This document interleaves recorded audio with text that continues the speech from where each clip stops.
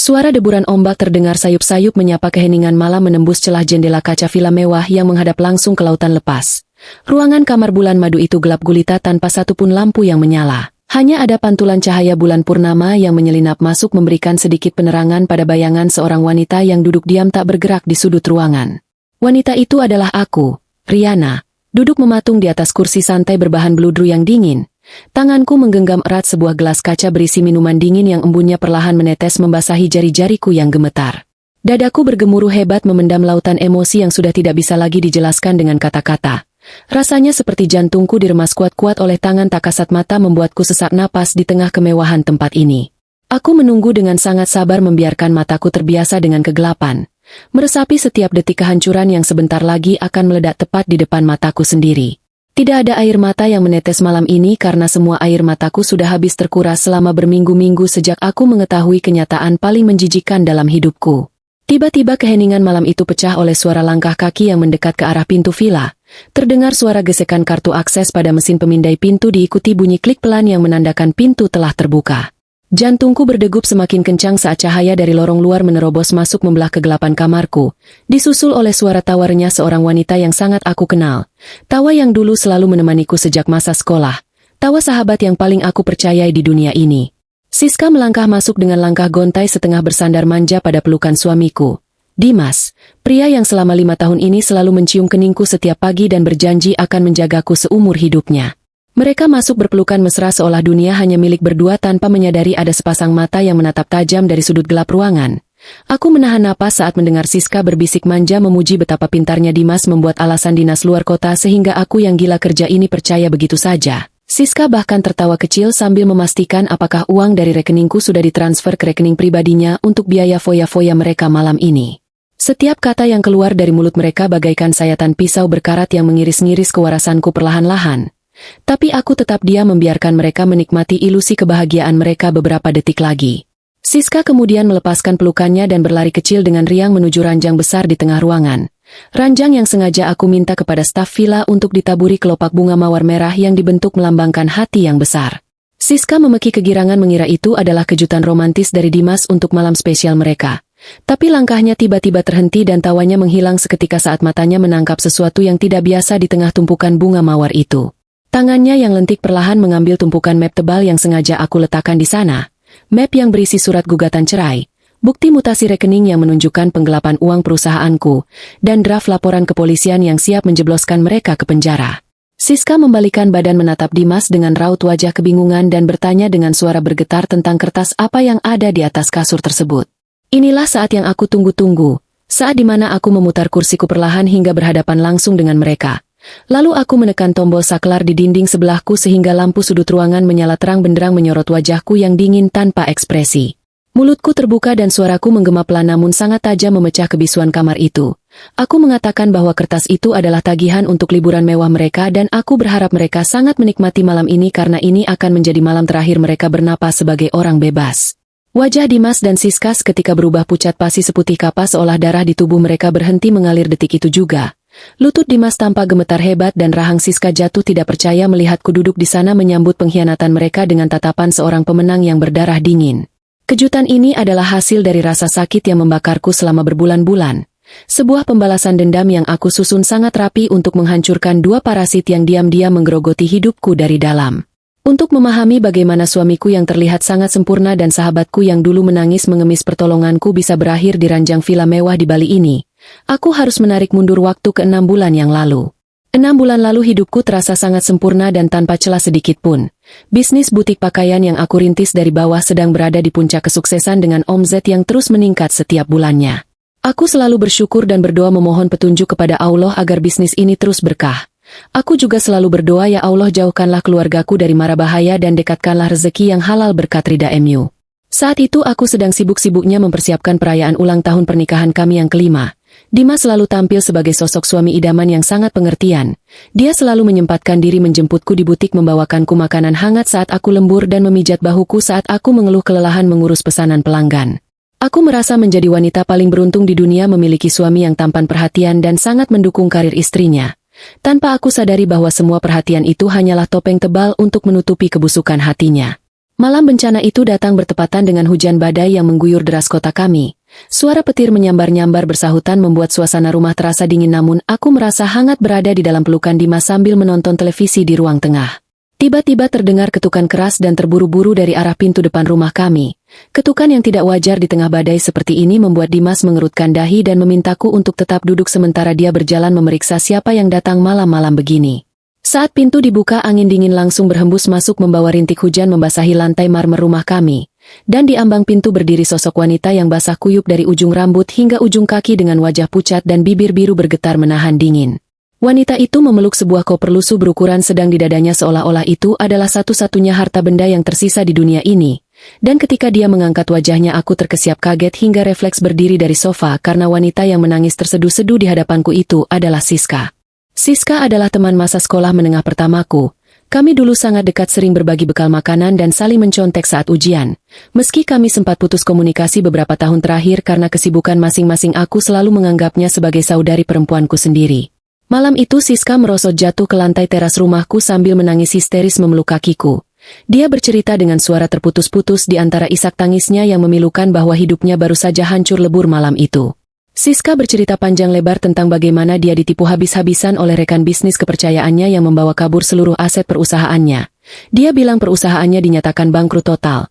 Rumahnya disita oleh pihak bank karena cicilan yang menunggak berbulan-bulan. Dan malam ini dia dikejar-kejar oleh rentenir berwajah seram yang mengancam akan menghabisi nyawanya jika dia tidak melunasi utangnya. Siska memohon dengan sangat memelas menatapku dengan air mata yang bercampur air hujan membasahi pipinya. Dia memohon agar aku membiarkannya menginap barang semalam saja karena dia tidak punya tempat lain untuk pergi dan keluarganya di kampung sudah tidak mau menerimanya lagi. Sebagai seseorang yang sangat menghargai ikatan persahabatan, hatiku hancur mendengar cerita tragisnya. Tanpa berpikir panjang atau curiga sedikit pun, aku langsung menarik tubuhnya yang basah dan dingin masuk ke dalam pelukanku. Aku menangis ikut merasakan penderitaannya dan menenangkannya bahwa semuanya akan baik-baik saja selama dia berada di rumahku. Dimas yang berdiri di samping pintu awalnya menunjukkan raut wajah ragu dan sedikit keberatan. Dia berbisik pelan kepadaku mempertanyakan apakah aman membiarkan orang yang sedang berurusan dengan rentenir tinggal di rumah kami. Tapi aku yang sedang dikuasai oleh rasa iba dan empati yang terlalu besar meyakinkan Dimas dengan sepenuh hati. Aku memohon kepada suamiku itu agar mengizinkan Siska tinggal di kamar tamu rumah kami untuk sementara waktu sampai dia bisa mencari pekerjaan baru dan menyewa tempat tinggal yang layak. Dimas akhirnya menghela napas panjang dan mengangguk setuju dengan wajah setengah terpaksa. Sikap yang saat itu aku anggap sebagai bentuk perlindungan seorang suami kepada istrinya. Namun di kemudian hari aku baru menyadari bahwa akting pura-pura menolak itu adalah bagian dari skenario licik yang sudah mereka rancang bersama. Malam itu aku menyiapkan air hangat untuk Siska mandi, meminjamkan pakaian tidurku yang paling nyaman berbahan sutra yang ternyata sangat pas melekat di tubuhnya, dan menyajikan makanan hangat untuk mengembalikan tenaganya yang terkuras. Siska terus-menerus mengucapkan terima kasih sambil menggenggam tanganku erat-erat. Dia menyebutku sebagai malaikat penolong yang dikirimkan untuk menyelamatkan nyawanya dari kehancuran. Aku tersenyum tulus dan meminta Siska untuk tidak sungkan menganggap rumah ini seperti rumahnya sendiri. Sebuah kalimat perkenan yang akan menjadi blunder terbesar dan paling menghancurkan dalam sejarah hidupku. Setelah memastikan Siska tidur nyenyak di kamar tamu yang luas dan wangi, aku kembali ke kamarku memeluk Dimas dengan perasaan lega, karena bisa membantu sahabat yang sedang kesusahan. Keesokan harinya Siska bangun sangat pagi, bahkan sebelum asisten rumah tangga kami datang. Dia sudah berada di dapur membuatkan sarapan nasi goreng dengan aroma bumbu yang sangat menggugah selera.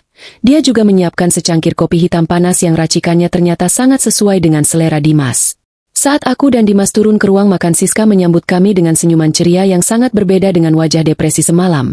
Dia berkata bahwa ini adalah bentuk rasa terima kasihnya yang sangat kecil dibandingkan dengan kebaikan kami yang bersedia menampungnya. Dimas tampak terkejut namun menyantap sarapan itu dengan lahap, sesekali memuji masakan Siska yang menurutnya memiliki bumbu yang sangat pas di lidah. Aku hanya tertawa bangga melihat sahabatku bisa beradaptasi dengan cepat dan melupakan kesedihannya sejenak. Aku bahkan menawari Siska pekerjaan sebagai tenaga administrasi ringan di butikku agar dia punya pemasukan sendiri dan tidak merasa menjadi beban di rumah ini. Tawaran yang langsung diterima Siska dengan mata berbinar-binar penuh rasa syukur yang palsu. Hari-hari pertama kehadiran Siska di rumah kami terasa sangat damai dan menyenangkan. Siska sangat rajin membantu merapikan rumah, menata taman depan yang bunganya mulai layu, dan selalu memastikan pakaian kerja Dimas sudah disetrika rapi sebelum suamiku itu bangun tidur. Karena kesibukanku di butik yang semakin padat menjelang akhir tahun, aku sering pulang larut malam dengan kondisi tubuh yang sangat lelah. Siska dengan sukarela mengambil alih tugas-tugasku sebagai istri di rumah. Dia memasak makan malam, menyiapkan air mandi untuk Dimas dan seringkali menemani Dimas menonton televisi di ruang tengah sambil menungguku pulang kerja. Awalnya aku merasa sangat bersyukur dan tertolong dengan inisiatif Siska yang begitu perhatian. Aku merasa beban kerjaku sedikit berkurang karena ada sahabat yang bisa diandalkan untuk mengurus keperluan rumah tangga. Namun pelan tapi pasti aku mulai menyadari ada perubahan-perubahan kecil yang sangat halus namun cukup mengganggu di dalam rumahku sendiri. Perubahan itu berawal dari cara Siska berpakaian di dalam rumah. Siska mulai sering meminjam baju-baju santai milikku yang modelnya agak terbuka dengan alasan bajunya sendiri belum kering dijemur atau dia tidak punya baju yang nyaman untuk dipakai bersantai.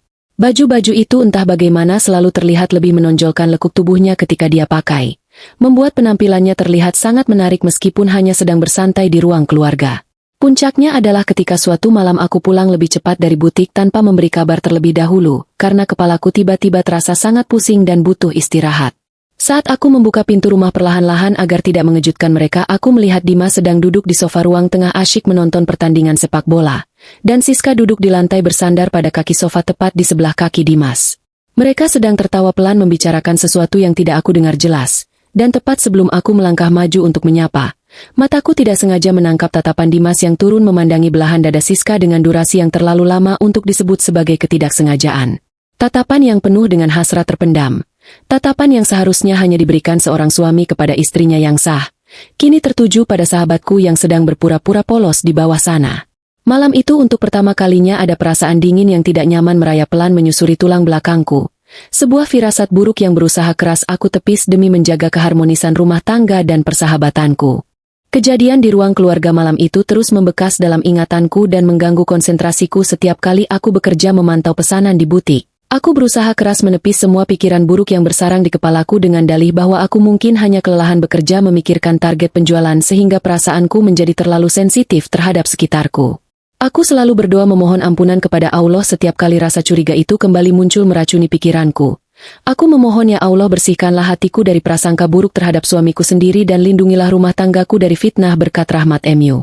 Aku meyakinkan diriku sendiri setiap malam sebelum memejamkan mata bahwa Dimas adalah pria yang setia menjaga janjinya dan Siska adalah sahabat malang yang sedang berada di titik paling hancur dalam hidupnya sehingga tidak mungkin mereka tega menusukku dari belakang saat aku sedang menolong mereka. Namun sekeras apapun aku berusaha menyangkal kenyataan yang ada rentetan kejadian ganjil mulai bermunculan satu persatu seolah semesta sedang berusaha membuka mataku yang selama ini tertutup rapat oleh rasa percaya yang buta pada persahabatan dan cinta. Perubahan-perubahan kecil yang awalnya aku anggap sebagai hal wajar yang tidak perlu dibesar-besarkan kini terasa seperti potongan teka-teki menyeramkan yang sengaja disebar untuk menguji kesabaranku. Dan aku mulai menyadari bahwa rumah mewah yang kubangun dengan keringat dan kerja keras ini perlahan-lahan telah berubah menjadi panggung sandiwara penuh kebohongan bagi mereka berdua. Petunjuk pertama yang benar-benar membuatku terdiam mematung terjadi pada hari Minggu pagi saat asisten rumah tangga kami sedang meminta izin pulang kampung untuk menjenguk kerabatnya yang sakit. Aku memutuskan untuk mencuci pakaian kotor kami sendiri di ruang belakang sebagai bentuk rutinitas akhir pekan untuk mengisi waktu luang di rumah. Saat aku sedang memilah-milah kemeja kerja milik Dimas yang akan dimasukkan ke dalam mesin cuci, tiba-tiba hidungku menangkap sebuah aroma wangi yang sangat familiar tertinggal dengan kuat di area kerah bajunya. Itu sama sekali bukan wangi parfum mahal bermerek aroma kayu-kayuan yang biasa dipakai oleh Dimas untuk pergi ke kantor setiap hari, melainkan wangi bunga melati bercampur vanila yang sangat manis dan sedikit menyengat khas parfum murah yang selalu dipakai oleh Siska setiap selesai mandi. Aku mematung sejenak memegang kemeja itu erat-erat di tanganku mencoba menenangkan debar jantungku dan mencari alasan logis bagaimana bisa wangi tubuh sahabatku menempel begitu pekat di bagian dada dan kerah kemeja suamiku. Dengan dada berdebar kencang aku berjalan menghampiri Dimas yang sedang duduk bersantai membaca berita di telepon genggamnya di halaman belakang. Aku menanyakan langsung kepadanya dari mana asal bau parfum perempuan ini dengan nada suara yang berusaha aku buat setenang mungkin agar tidak terdengar seperti seorang istri yang sedang menuduh suaminya berselingkuh. Dimas sama sekali tidak terlihat panik atau terkejut saat menjawab pertanyaanku. Dia justru tertawa ringan menatapku lalu mengusap kepalaku dengan lembut dan menjelaskan bahwa kemarin sore Siska meminta tolong kepadanya untuk mengangkat kardus berisi tumpukan barang-barang sisa dari perusahaannya yang baru saja dikirim oleh jasa kurir. Dimas beralasan bahwa saat memindahkan kardus yang sangat berat itu Siska tiba-tiba kehilangan keseimbangan kakinya dan hampir terjatuh ke lantai sehingga Dimas refleks menangkap tubuhnya agar tidak cedera dan mungkin saat pelukan tidak sengaja itulah wangi parfum Siska menempel di kemejanya dengan kuat.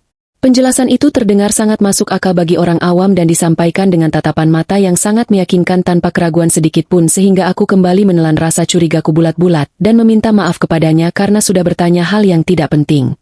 Kebodohanku karena terus-menerus menekan perasaan curiga berlanjut beberapa hari kemudian saat aku terbangun di tengah malam yang sunyi karena merasa sangat haus dan tenggorokanku kering seperti habis menelan pasir. Aku melirik jam dinding di kamarku yang menunjukkan pukul 2 lebih sedikit dan menyadari bahwa Dimas tidak ada tidur di ranjang sebelahku seperti biasanya.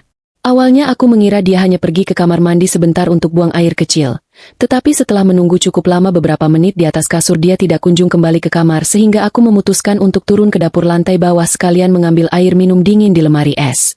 Suasana rumah saat itu sangat sepi dan gelap gulita namun dari jarak kejauhan aku bisa melihat ada cahaya remang-remang dari lampu hias gantung yang sengaja dinyalakan di area dapur bersih tempat biasa kami makan. Langkah kakiku yang tanpa alas kaki terhenti sejenak di ujung anak tangga terbawah saat telingaku menangkap suara bisik-bisik tertahan antara seorang laki-laki dan perempuan dari arah dapur.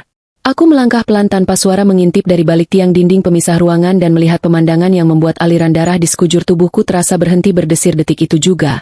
Dimas dan Siska sedang berdiri berhadapan tepat di sebelah meja makan pualam dengan jarak yang sangat rapat nyaris tidak ada celah udara di antara tubuh mereka berdua. Tangan kanan Dimas tampak bertumpu santai pada tepian meja tepat di sebelah pinggang Siska seolah-olah sedang mengurungnya sementara Siska menundukkan kepalanya sambil tersenyum malu-malu memainkan ujung kancing piyama tidurnya yang agak terbuka. Pemandangan intim tersebut sangat tidak pantas dilakukan oleh seorang suami yang sudah beristri dan wanita menumpang lain di tengah malam buta ketika istri sahnya sedang tertidur lelap di kamar atas. Rasa marah yang bercampur dengan sesak seketika memenuhi dadaku dan tanpa sadar aku berdehem cukup keras menyapu tenggorokanku untuk menyadarkan mereka dari dunia kecil asmara mereka. Mendengar suaraku bergema di ruangan yang sepi itu mereka berdua langsung terlonjak kaget melompat mundur dan menjaga jarak dengan raut wajah panik ketakutan yang tidak bisa disembunyikan lagi. Dimas salah tingkah menyentuh tengkuk bagian belakang lehernya sementara Siska pura-pura sibuk mencari-cari gelas kosong di dalam lemari rak piring dengan tangan gemetar. Saat aku berjalan mendekat dan bertanya dengan suara sangat dingin sedang apa mereka berdua-berduaan di dapur jam segini Dimas kembali menggunakan kepandaiannya memutarbalikkan fakta dengan sangat cepat. Dia langsung berjalan mendekatiku lalu merangkul pundaku dengan mesra dan berkata bahwa mereka sedang berdiskusi serius merencanakan kejutan kecil untuk perayaan ulang tahunku bulan depan karena Siska ingin membantunya memilih hadiah perhiasan yang cocok untukku.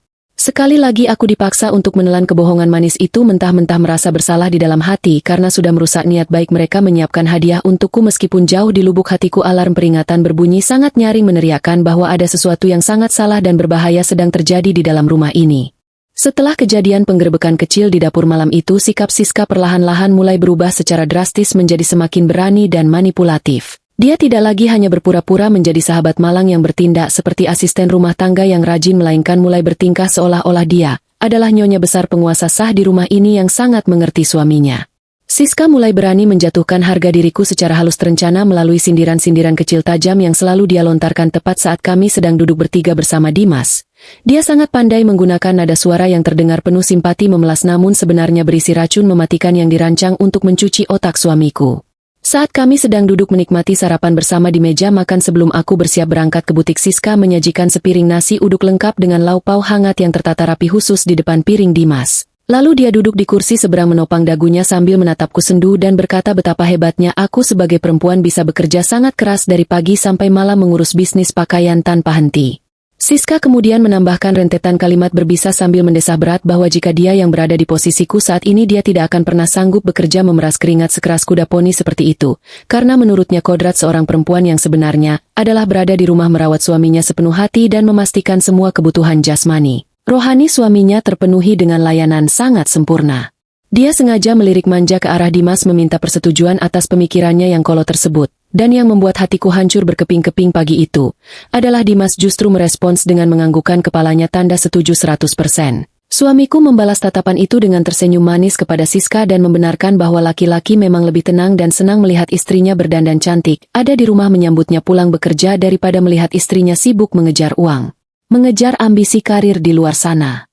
Kalimat merendahkan itu meluncur begitu saja tanpa beban dari mulut pria yang selama 5 tahun ini selalu mendukung karierku dan ikut menikmati semua fasilitas hidup mewah cicilan mobil besar dari hasil kerja kerasku berjualan gaun di butik. Aku merasa seperti ditampar dengan sangat keras di wajahku sendiri oleh orang yang paling aku cintai namun aku hanya bisa diam menunduk menahan air mata yang mendesak keluar dan mempercepat suapan sarapanku agar bisa segera lari keluar dari rumah yang hawanya terasa semakin mencekik leherku ini. Kesabaranku menahan penderitaan batin ini akhirnya menemui batas puncaknya pada suatu malam Sabtu yang tenang ketika suasana sedang gerimis di luar. Aku memutuskan dengan bulat hati untuk menegur Dimas secara langsung mengenai sikap Siska yang sudah benar-benar melampaui batas kewajaran seorang tamu yang menumpang di rumah orang lain. Aku mengajak Dimas masuk ke dalam kamar kami dan mengunci pintunya rapat-rapat agar perdebatan pembicaraan kami tidak terdengar keluar ke telinga siapapun. Aku duduk di tepi kasur dan mulai menyampaikan semua keresahanku perasaanku yang merasa sangat terasingkan di rumahku sendiri dan betapa sangat tidak nyamannya aku setiap hari melihat kedekatan fisik mereka berdua yang terlihat terlalu intim dan sangat tidak wajar bagi ukuran teman lama menumpang. Aku memohon dan meminta Dimas dengan intonasi baik-baik merendahkan ego agar kita mulai memikirkan cara menyisihkan uang untuk menyewakan tempat kos kamar mandi dalam yang layak untuk Siska tinggal karena pekerjaannya di butikku sudah mulai menghasilkan gaji bulanan tetap dan dia seharusnya sudah siap mandiri sekarang tanpa harus merepotkan orang lain terus-menerus. Namun respons yang diberikan oleh Dimas malam itu benar-benar di luar dugaanku dan sangat jauh dari karakter aslinya yang penyabar. Bukannya mendengarkan keluh kesahku lalu memelukku mencoba mengerti perasaanku sebagai istri yang sedang cemas, Dimas justru meledak meletup-letup dalam amarah yang luar biasa hebat bagaikan kerasukan setan. Dia berdiri menjulang menatapku marah membentakku dengan suara sangat keras menggema di dalam kamar menuduhku sebagai wanita sombong yang tidak punya hati nurani dan tidak tahu cara bersyukur atas kenikmatan hidup. Dia memutarbalikkan semua fakta sejarah dengan sangat kejam mengatakan bahwa aku adalah orang bodoh yang memaksa membawa Siska gembel ke rumah ini tapi sekarang karena penyakit kurang percaya diri aku malah cemburu buta tanpa alasan bukti yang jelas. Dimas tanpa ragu menunjuk wajahku dengan telunjuknya menekan mental dan mengatakan bahwa pikiran warasku sudah rusak parah. Karena terlalu sibuk bekerja memikirkan uang butik sehingga aku menganggap seorang sahabat malang depresi yang sedang berjuang menyambung hidup sebagai sosok pelakor ancaman perusak rumah tangga. Dia bahkan menuduhku mungkin sedang mengalami gangguan mental kecemasan ringan karena selalu saja mencari-cari masalah menaruh curiga pada hal-hal sepele yang tidak masuk akal sama. Kali. Serangan manipulasi psikologis memutarbalikkan fakta itu membuatku terdiam kaget luar biasa tidak menyangka suamiku tega berbuat sejauh itu. Aku disudutkan dihakimi dan dituduh sebagai pihak antagonis yang paling jahat dan berhalusinasi parah padahal aku hanya menyampaikan fakta apa yang mataku lihat dan apa yang batinku rasakan selama beberapa minggu penderitaan terakhir ini. Saat pertengkaran mulut kami sedang berada di titik paling memanas dan saling berteriak tiba-tiba terdengar suara tangisan melolong-lolong sangat keras dari balik daun pintu kamar kami. Rupanya Siska sedari tadi menempelkan telinganya di celah daun pintu dan sengaja menguping semua pembicaraan pribadi kami sejak awal tanpa rasa malu. Tidak lama kemudian suara bantingan pintu terdengar keras pintu kamar tamu di seberang terbanting terbuka dan Siska berjalan keluar menuju ruang tengah sambil menyeret kasar koper roda lusuhnya yang dulu dia bawa saat pertama kali datang mengemis kemari. Dia menangis terseduh-seduh tersengal-sengal dengan gaya akting yang sangat dramatis seolah-olah dia adalah tokoh utama sinetron korban penindasan paling menderita di seluruh penjuru dunia. Siska berteriak-teriak lantang dari ruang tengah memanggil-panggil nama kami mengatakan bahwa dia minta maaf beribu-ribu maaf, karena kehadirannya yang hina dina ini sudah merusak kebahagiaan suci rumah tangga kami yang sebelumnya sempurna. Dia bersumpah demi langit dan bumi bahwa dia tidak pernah sekalipun punya niat buruk merayu suami temannya dan hanya murni ingin membalas budi kebaikanku dengan cara membantu mengerjakan pekerjaan menyapu mengepel di rumah agar aku tidak kelelahan. Dengan memeras air mata buaya yang terus mengalir deras membasahi kedua pipinya Siska melangkah menyeret langkahnya ke arah pintu utama bersiap-siap memutar gagang pintu untuk pergi menerobos hujan gerimis dan berkata bahwa dia lebih rela mati tidur di pinggir jalanan aspal kedinginan dan diburu disiksa oleh rentenir jahat daripada harus bertahan melihat sahabat yang paling dia sayangi membencinya sampai ke ubun-ubun. Melihat adegan sangat menyedihkan dan menyayat hati palsu itu Dimas langsung berlari kencang dari dalam kamar menyusul Siska ke depan pintu dan menahan lengan wanita itu kuat-kuat agar tidak jadi memutar gagang pintu pergi ke jalanan. Lalu Dimas dengan wajah memerah menoleh ke arahku yang masih berdiri membeku di ambang pintu kamar dengan tatapan mata penuh kebencian dan kekecewaan seolah aku adalah monster berdarah dingin tidak berperasaan yang baru saja tega menendang mengusir anak yatim piatu kelaparan dari rumah. Dihancurkan oleh rasa bersalah palsu yang sukses diciptakan oleh manipulasi kerjasama mereka berdua malam itu pertahanan batinku akhirnya runtuh hancur lebur seketika tak tersisa. Aku menangis merasa diriku sangat bersalah dan memohon berjalan mendekat kepada Siska untuk menarik paksa tangannya turun dari gagang pintu memintanya menurunkan koper lusuh itu, dan meminta maaf sebesar-besarnya atas perkataan kasarku yang pasti telah melukai perasaannya yang rapuh. Aku terpaksa membuang jauh-jauh harga diriku sebagai nyonya rumah merangkul memeluk rat wanita ular berbisa yang kelak akan mengisap habis kehidupan dan menghancurkan masa depanku memintanya untuk tetap tinggal bersama kami dan berjanji menutup mulut tidak akan pernah mengungkit masalah kecemburuan konyol ini lagi selamanya. Malam kelam itu aku merasa takluk kalah telak secara mental di dalam rumah yang aku beli dengan uangku sendiri. Sementara dari sudut mataku saat pelukan itu terjadi aku bisa melihat dengan jelas ada sebuah senyuman tipis licik penuh perayaan kemenangan tersungging di sudut bibir Siska saat wajahnya bersandar di bahuku. Sebuah senyuman iblis neraka yang baru aku pahami kebenarannya maknanya di kemudian hari saat kehancuran itu tiba menghantamku.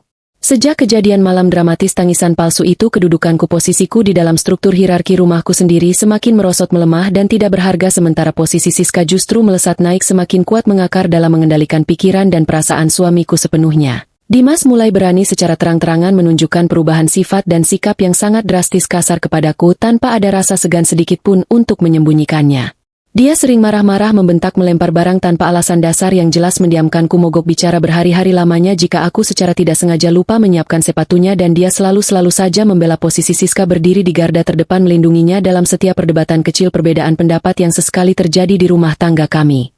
Keuangan bersama keluarga kami juga perlahan-lahan mulai menunjukkan riwayat transaksi kejanggalan aneh yang sangat mencurigakan dan menguras kantong tabungan. Dimas yang biasanya sangat terbuka, jujur, transparan soal mutasi uang gajinya tiba-tiba berubah menjadi sangat tertutup, seringkali meminta jatah tambahan dana tunai yang tidak sedikit dari rekening gabungan bersama kami dengan alasan dibuat-buat untuk biaya tak terduga, jamuan klien kantor luar kota, dan perbaikan suku cadang mesin mobil yang mendadak rusak parah. Namun setiap kali aku mencoba bertanya tenang meminta perincian nota pengeluaran tersebut karena jumlahnya sangat besar melebihi batas wajar, dia selalu membuang muka, menghindar mengganti topik pembicaraan, atau kembali menggunakan taktik lama, marah-marah, meledak-ledak, menuduhku istri pelit perhitungan untuk membuat nyaliku menciut mundur diam ketakutan.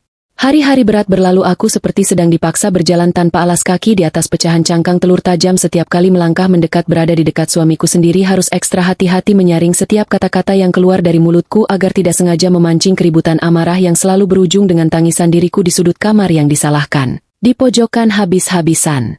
Meskipun aku setiap hari terus-menerus diserang, dirongrong secara kekuatan mental dan ditekan, dipaksa percaya bahwa hanya pikiran kotor akulah yang bermasalah parah menjadi sumber segala keributan, namun insting ketajamanku sebagai seorang wanita dewasa dan seorang pengusaha ulet yang sudah asam garam terbiasa menghadapi kelicikan banyak orang tidak pernah bisa dibohongi, ditutupi, apalagi dimatikan begitu saja.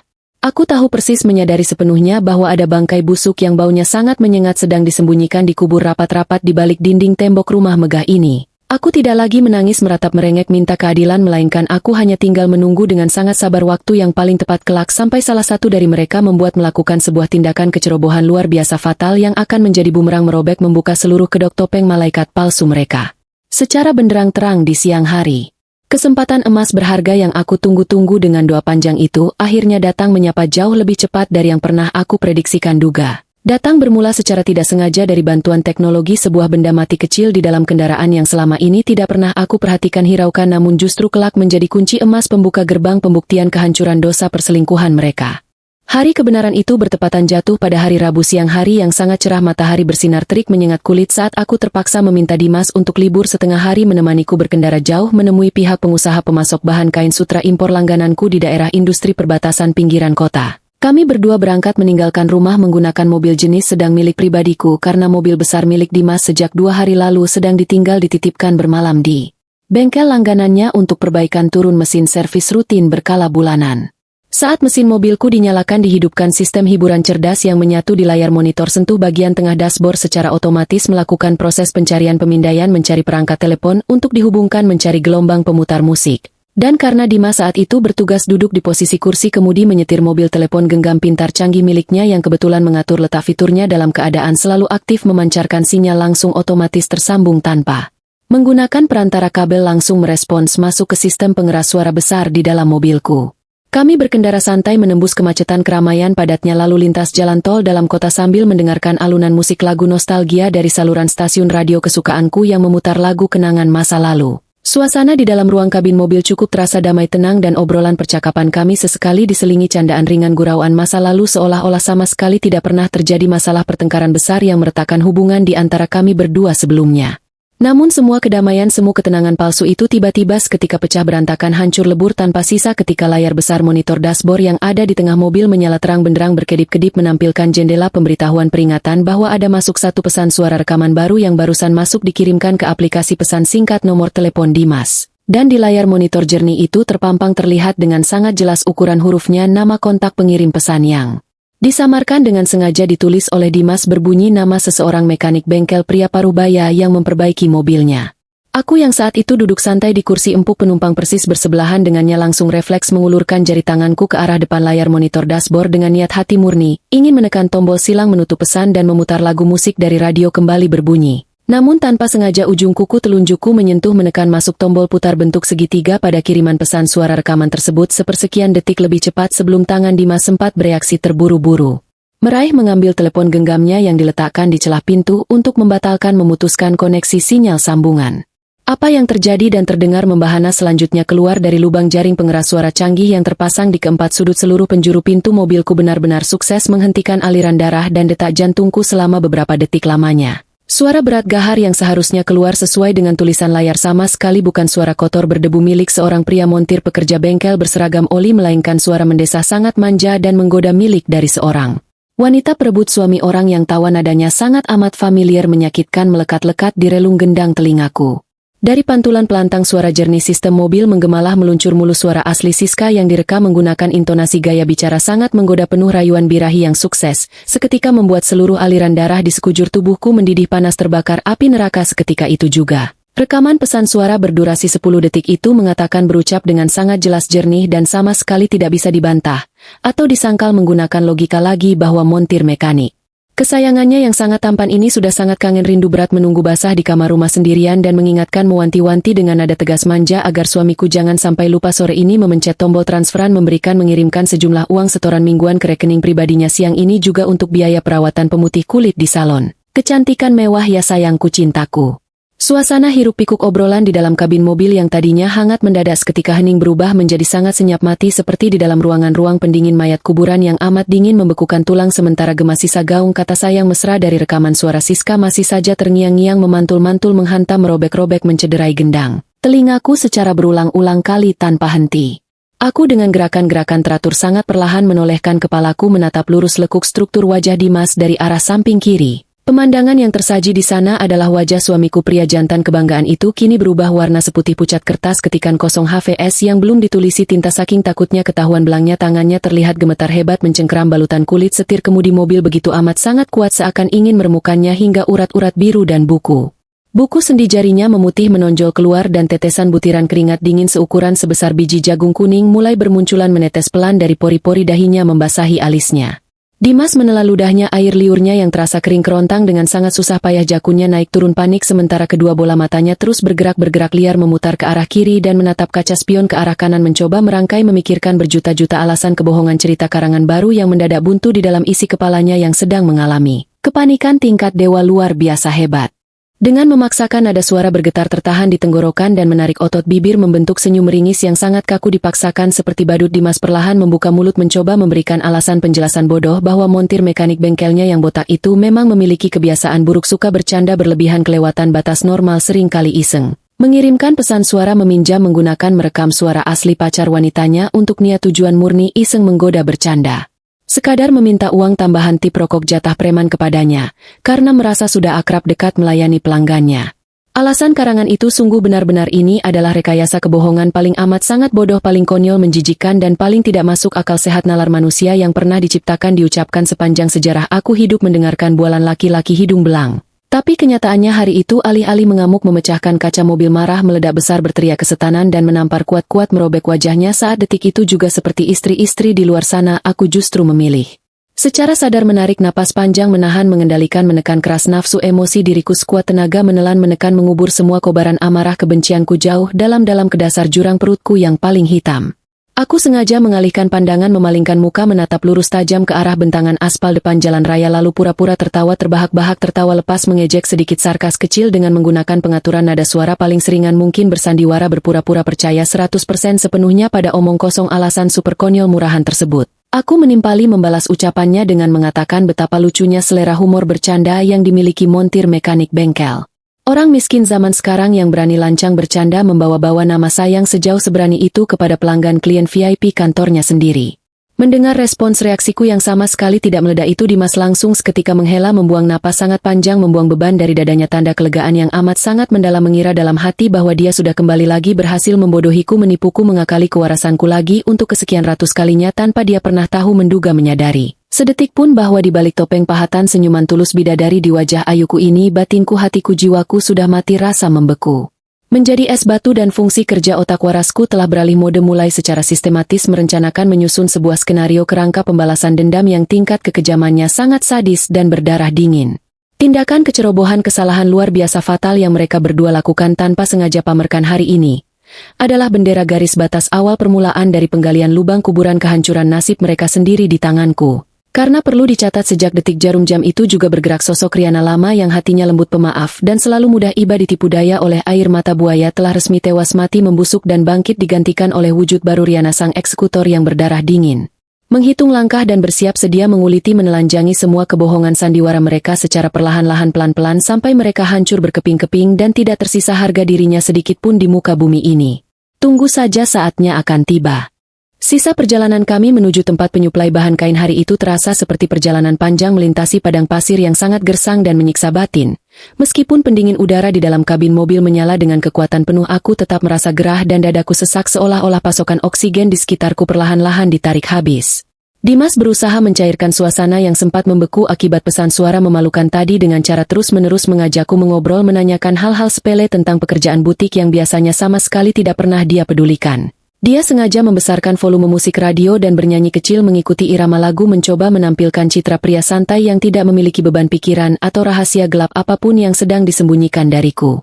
Aku hanya meladeninya dengan senyuman tipis dan anggukan singkat membiarkan suamiku yang sangat pandai bersandiwara ini merasa bangga dan lega karena mengira akal bulusnya berhasil menipu instingku lagi. Padahal di balik sikap tenangku dan pandangan mataku yang lurus menatap aspal jalanan, otakku sedang bekerja sangat keras merancang sebuah rencana penyusupan gila yang harus aku lakukan malam ini juga tanpa boleh ada kesalahan sedikit pun.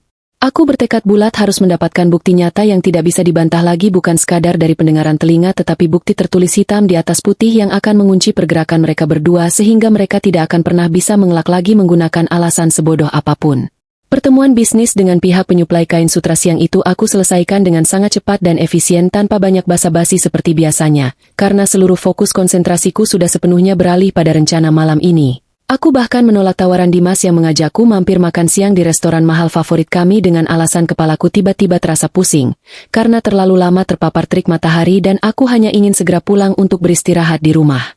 Setibanya kami di rumah, suasana terlihat sangat sepi karena Siska rupanya sedang pergi ke pasar swalayan untuk membeli bahan masakan makan malam berbekal uang belanja yang selalu aku berikan kepadanya setiap awal minggu. Keadaan rumah yang kosong ini memberikanku sedikit ruang untuk bernapas lega karena aku tidak perlu berpura-pura memasang wajah ramah menyambut kehadiran wanita yang suaranya baru saja merobek-robek kewarasanku beberapa jam yang lalu. Aku langsung masuk ke dalam kamar tidur utama kami, melempar tas kerjaku ke atas sofa kecil dan merebahkan tubuhku di atas kasur dengan mata terpejam rapat menahan gejolak emosi yang sedari tadi menekan ubun-ubun kepalaku. Sementara Dimas yang merasa bersalah dan mencoba menebus kesalahannya terlihat sangat sibuk merapikan barang-barangku, membawakan segelas air putih hangat dan memijat pelan kakiku sambil terus mengumbar kalimat-kalimat manis tentang betapa dia sangat mencintaiku.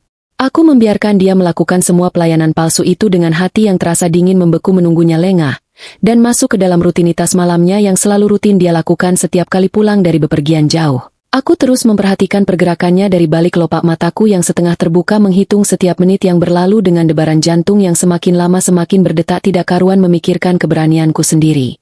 Waktu yang sangat aku tunggu-tunggu akhirnya tiba ketika jam dinding di kamar kami menunjukkan pukul 7 malam dan Dimas melepaskan kemejanya berniat untuk mandi membersihkan diri dari keringat perjalanan seharian penuh. Dia berjalan menuju kamar mandi yang ada di dalam kamar kami membawa handuk bersih dan kebiasaan buruknya yang selalu membawa telepon genggamnya, hingga ke pinggir wastafel kali ini menjadi keuntungan besar bagiku. Namun entah mengapa malam ini dia memutuskan untuk meninggalkan telepon genggam hitam canggihnya itu tergeletak begitu saja di atas meja riasku dengan posisi layar menghadap ke bawah, mungkin karena terburu-buru merasa gerah, atau dia merasa sangat aman karena mengira aku sedang tertidur lelap akibat kelelahan. Begitu aku mendengar suara pintu kamar mandi ditutup rapat dan disusul oleh suara gemericik air pancuran yang mengalir deras menghantam lantai keramik, mataku langsung terbuka lebar menatap langit-langit kamar dengan tatapan tajam layaknya seorang pemburu yang melihat mangsanya masuk ke dalam perangkap. Dengan gerakan yang sangat cepat namun luar biasa berhati-hati agar tidak menimbulkan suara decitan pada pegas kasur, aku bangkit dari tempat tidur dan langsung menyalakan komputer jinjing kerjaku yang tergeletak di atas meja kerja di sudut ruangan. Tanganku sedikit bergetar saat mengetikkan alamat situs web aplikasi pesan singkat di peramban internet. Layarku menunggu beberapa detik yang terasa sangat menyiksa hingga muncul sebuah kotak kode batang hitam putih berukuran besar yang siap untuk dipindai sebagai kunci masuk rahasia. Dengan napas yang tertahan di tenggorokan, aku berjingkat melangkah mendekati meja rias mengambil telepon genggam milik Dimas yang terasa dingin di telapak tanganku. Untung saja aku sangat tahu pola kata sandi kunci layarnya karena dia pernah menggunakan tanggal lahir ibunya sebagai kombinasi angka yang tidak pernah dia ubah sejak pertama kali kami berpacaran dulu. Aku membuka kunci layarnya dengan jemari yang berkeringat dingin langsung menuju ke menu pengaturan aplikasi pesan singkat miliknya dan mencari opsi untuk menautkan perangkat keras baru ke dalam akun pribadinya. Jantungku berdegup sekeras genderang perang saat kamera telepon genggam itu menyorot kode batang di layar komputer jinjingku memindainya dalam sekejap dan layar komputerku seketika berubah memuat seluruh riwayat percakapan pribadinya yang selama ini dia sembunyikan rapat-rapat dariku. Aku segera meletakkan kembali telepon genggam itu di posisi asalnya di atas meja rias tepat dengan sudut kemiringan yang sama seperti saat dia meninggalkannya tadi lalu aku bergegas kembali ke meja kerjaku dan menutup layar komputer jinjingku dengan hati-hati membiarkan program itu tetap berjalan aktif menyalin data di latar belakang. Baru saja aku berhasil merebahkan tubuhku kembali ke atas kasur dan menarik selimut menutupi dadaku suara aliran air dari dalam kamar mandi tiba-tiba berhenti mendadak menandakan rutinitas mandinya telah selesai. Dimas keluar dari kamar mandi dengan rambut basah mengusap wajahnya menggunakan handuk sambil berjalan santai mengambil telepon genggamnya di atas meja rias tanpa menyadari sedikitpun bahwa benteng pertahanan rahasia paling dalamnya baru saja berhasil aku bobol dan sekarang seluruh isi dunianya ada di dalam genggamanku. Malam itu aku bisa tidur dengan sangat nyenyak tanpa gangguan mimpi buruk karena aku tahu besok pagi adalah hari pembalasan pertama di mana aku akan membongkar semua teka-teki ini dengan mata kepalaku sendiri di ruangan kantorku yang aman dari intayan siapapun. Keesokan paginya matahari bersinar cerah menembus kaca jendela ruang kerjaku di lantai 2 bangunan butik namun suasana hatiku terasa sangat kelam mendung bersiap menghadapi badai kenyataan yang paling menyakitkan sepanjang hidupku. Aku sengaja datang lebih awal sebelum para karyawanku datang mengunci pintu ruang kerjaku rapat-rapat dan memerintahkan asisten pribadiku untuk tidak menggangguku dengan urusan apapun selama beberapa jam ke depan karena aku sedang mengerjakan laporan keuangan yang sangat penting. Aku duduk di kursi kulit kerjaku menarik napas panjang berulang kali mencoba menenangkan dada yang bergemuruh lalu perlahan membuka layar komputer jinjingku yang langsung menampilkan halaman situs web aplikasi pesan singkat milik suamiku yang sudah tersambung sejak malam tadi. Layar itu penuh dengan daftar kontak dan obrolan grup pekerjaan namun pandangan mataku langsung tertuju mencari satu nama kontak yang sangat aku kenal yaitu nama montir mekanik bengkel yang posisinya berada di urutan paling atas daftar percakapan karena baru saja saling bertukar pesan beberapa menit yang lalu.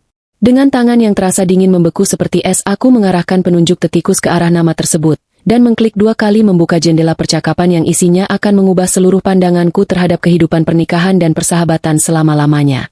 Kalimat pertama yang aku baca pagi itu adalah pesan dari Siska yang mengeluh bosan karena aku sudah berangkat ke butik, dan dia harus pura-pura membersihkan rumah agar pelayan rumah tanggaku tidak curiga. Pesan itu langsung dibalas cepat oleh Dimas yang menenangkan Siska dengan panggilan sayang berlebihan menyuruhnya bersabar sedikit lagi sampai rencana mereka berhasil 100% dan mereka bisa bebas menikmati seluruh aset kekayaanku tanpa harus bersembunyi lagi. Aku menggigit bibir bawahku kuat-kuat menahan suara isakan tangis yang mulai mendesak keluar dari tenggorokan mulai menggulir layar jauh ke atas membaca riwayat percakapan mereka dari bulan-bulan sebelumnya merangkai setiap kepingan puzzle pengkhianatan yang selama ini terjadi tepat di bawah hidungku sendiri tanpa aku sadari. Semakin jauh aku menggulir layar ke masa lalu membaca baris demi baris kata-kata keji yang mereka ketikkan semakin hancur remuk redam perasaanku mengetahui kebenaran yang jauh lebih mengerikan dari apa yang sekadar aku bayangkan selama ini tentang hubungan gelap mereka berdua. Ternyata mereka bukan baru saja berselingkuh saat Siska tinggal di rumahku melainkan hubungan menjijikan ini sudah terjalin rapi sejak setahun yang lalu jauh sebelum insiden malam hujan deras di mana Siska datang menangis di depan pintu rumahku membawa koper lusuh. Dari percakapan panjang lebar yang aku baca dengan mata nanar terungkap fakta bahwa cerita kebangkrutan yang dialami Siska penipuan oleh rekan bisnis penyitaan rumah oleh pihak bank, hingga ancaman rentenir bertampang seram malam itu semuanya, adalah kebohongan fiktif karangan belaka yang mereka susun bersama-sama sebagai skenario drama paling epik untuk mengelabui perasaanku. Siska sama sekali tidak pernah bangkrut atau jatuh miskin dia bahkan sengaja menyewa sebuah kamar indekos murah untuk menyembunyikan barang-barang mewahnya dan datang malam-malam ke rumahku hanya membawa baju-baju bekas agar terlihat sangat menyedihkan dan memancing rasa ibaku yang selama ini memang terkenal sangat mudah kasihan pada penderitaan orang lain. Tujuan utama mereka melakukan semua sandiwara gila ini sangatlah sederhana dan tamak yaitu mereka ingin memindahkan kendali keuangan rumah tangga perlahan-lahan ke tangan Dimas dengan cara membuatku merasa bersalah sering lelah bekerja dan pelan-pelan menyerahkan hak kepemilikan saham butikku atas nama suamiku sebagai bentuk pembuktian cinta istri yang berbakti. Mereka sering menertawakan kebodohanku di dalam pesan tersebut memanggilku dengan sebutan sapi perah yang sangat rajin menghasilkan uang tanpa perlu repot-repot diberi makan kasih sayang utuh. Karena hanya dengan sedikit pujian palsu dan pelukan hangat dari Dimas aku sudah bersedia menyerahkan seluruh hartaku untuk dikelola oleh mereka berdua. Aku membaca sebuah pesan Siska yang sangat menyayat hati di mana dia menyindir penampilanku yang selalu terlihat kucel lelah kurang perawatan salon, lalu Dimas membalas dengan sangat kejam mengatakan bahwa dia sebenarnya sangat jijik menyentuhku jika sedang lelah, tapi dia harus terpaksa menahan rasa mual itu demi menjaga kartu anjungan tunai mandiri berjalan miliknya agar tidak mogok kerja mencari uang untuk membiayai gaya hidup mewah selingkuhannya. Air mataku akhirnya tumpah deras membasahi permukaan meja kerja kayu jati di depanku. Aku menangis terseduh-seduh tanpa suara meratapi kebodohanku sendiri yang terlalu naif mempercayai orang-orang bermuka dua yang ternyata sedang merencanakan pembunuhan karakternya secara perlahan-lahan. Dalam isak tangisku yang menyayat hati, aku menengadahkan wajahku ke atas menatap langit-langit ruangan berdoa merintih dalam hati, ya Allah, berikanlah hambamu kekuatan batin yang luar biasa besar untuk menghadapi ujian perselingkuhan yang sangat keji ini, dan tunjukkanlah kepadaku jalan yang lurus untuk memberikan hukuman setimpal bagi mereka yang telah menzalimi hambamu ini. Setelah menghabiskan waktu hampir 2 jam penuh menangis meluapkan semua rasa sakit hati, kekecewaan dan amarah di dalam ruang kerjaku yang sepi, perlahan-lahan akal sehatku kembali mengambil alih kendali penuh atas tubuh dan pikiran rasionalitasku sebagai seorang wanita dewasa yang mandiri. Aku menghapus sisa air mata di pipiku dengan kasar menggunakan tisu, mengambil bedak dari dalam laci meja dan memperbaiki riasan wajahku menutupi mata sembab agar tidak terlihat oleh para karyawanku di luar sana. Karena aku menolak untuk terlihat hancur dan lemah di hadapan siapapun, apalagi di hadapan dua pengkhianat itu. Aku menyadari bahwa marah-marah melabrak mereka sekarang dengan bermodalkan salinan pesan singkat ini hanya akan membuat mereka berkelit memutarbalikkan keadaan lagi, dan mungkin saja mereka akan segera melarikan diri memindahkan aset uangku yang tersisa ke rekening yang tidak bisa aku lacak keberadaannya.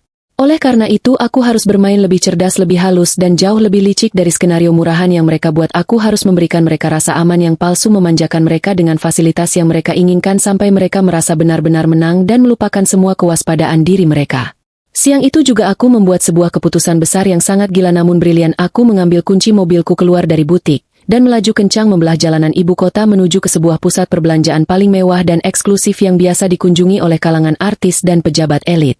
Tujuanku hari ini bukan untuk menenangkan diri mencari hiburan, melainkan aku akan membeli sebuah senjata mematikan yang dibungkus dengan pita cantik, untuk aku jadikan umpan penjerat mangsa yang sangat mematikan bagi Siska, si wanita ular berbisa.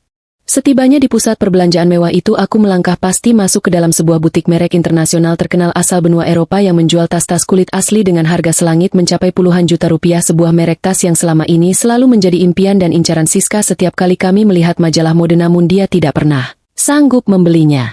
Aku berkeliling melihat-lihat koleksi terbaru mereka, menyentuh tekstur kulit sapi asli yang sangat lembut, dan akhirnya menjatuhkan pilihan pada sebuah tas jinjing berwarna merah marun menyala yang sangat elegan dengan logo emas berkilau di bagian depannya. Sebuah tas yang pasti akan membuat Siska menjerit kegirangan dan melupakan semua rasa curiganya kepadaku.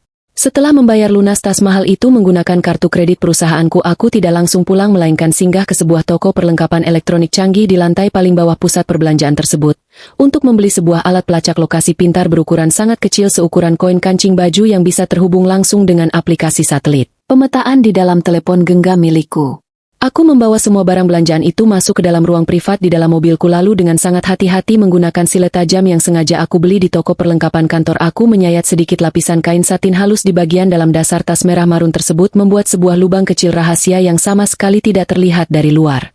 Aku menyalakan alat pelacak lokasi berukuran koin itu, memastikan sinyalnya terhubung kuat dengan telepon genggamku, lalu menyelipkannya masuk ke dalam lubang sayatan di dasar tas tersebut, dan merekatkannya kembali menggunakan lem kain khusus transparan yang mengering dalam hitungan detik sehingga bentuk tas itu kembali sempurna tanpa cacat sedikit pun. Tas mewah seharga puluhan juta ini kini telah resmi berubah fungsi menjadi kuda Troya, sebuah hadiah manis mematikan yang akan selalu dibawa-bawa oleh Siska kemanapun dia pergi menemui Dimas, dan menjadi mata-mataku yang tidak pernah tidur melaporkan setiap pergerakan rahasia mereka 24 jam sehari tanpa henti.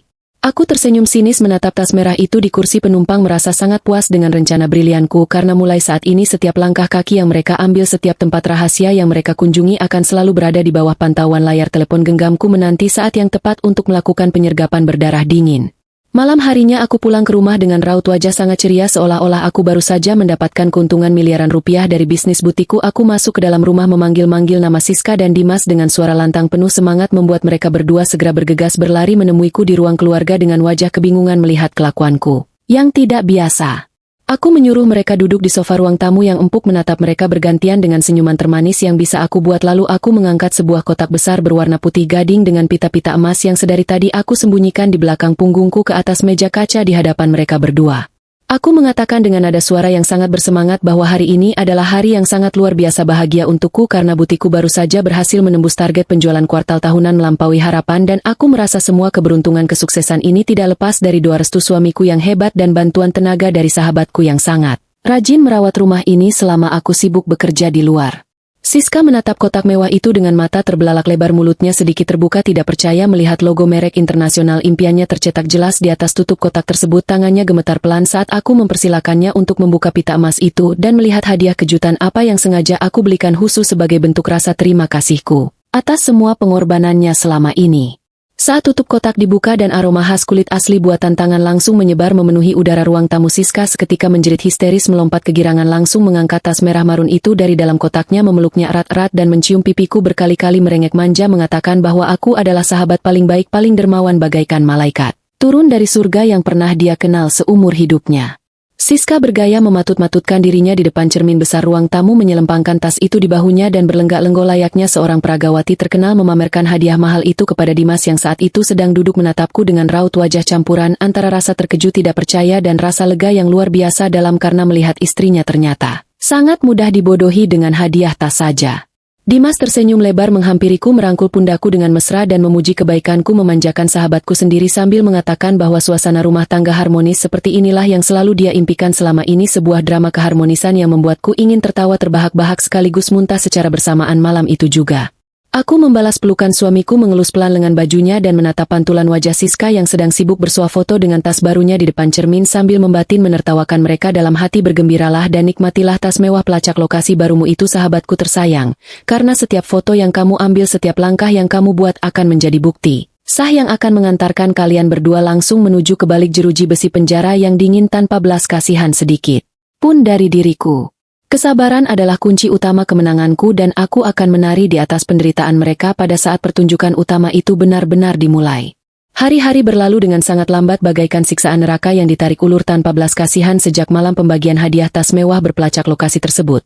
Aku terpaksa terus-menerus mengenakan topeng senyuman paling palsu setiap kali kaki ini melangkah memasuki pintu rumahku sendiri yang kini terasa lebih dingin dari lemari pendingin es. Siska benar-benar masuk ke dalam perangkap umpan tas merah marun itu dengan sangat sempurna tanpa menaruh rasa curiga sedikit pun di dalam otaknya yang tamak.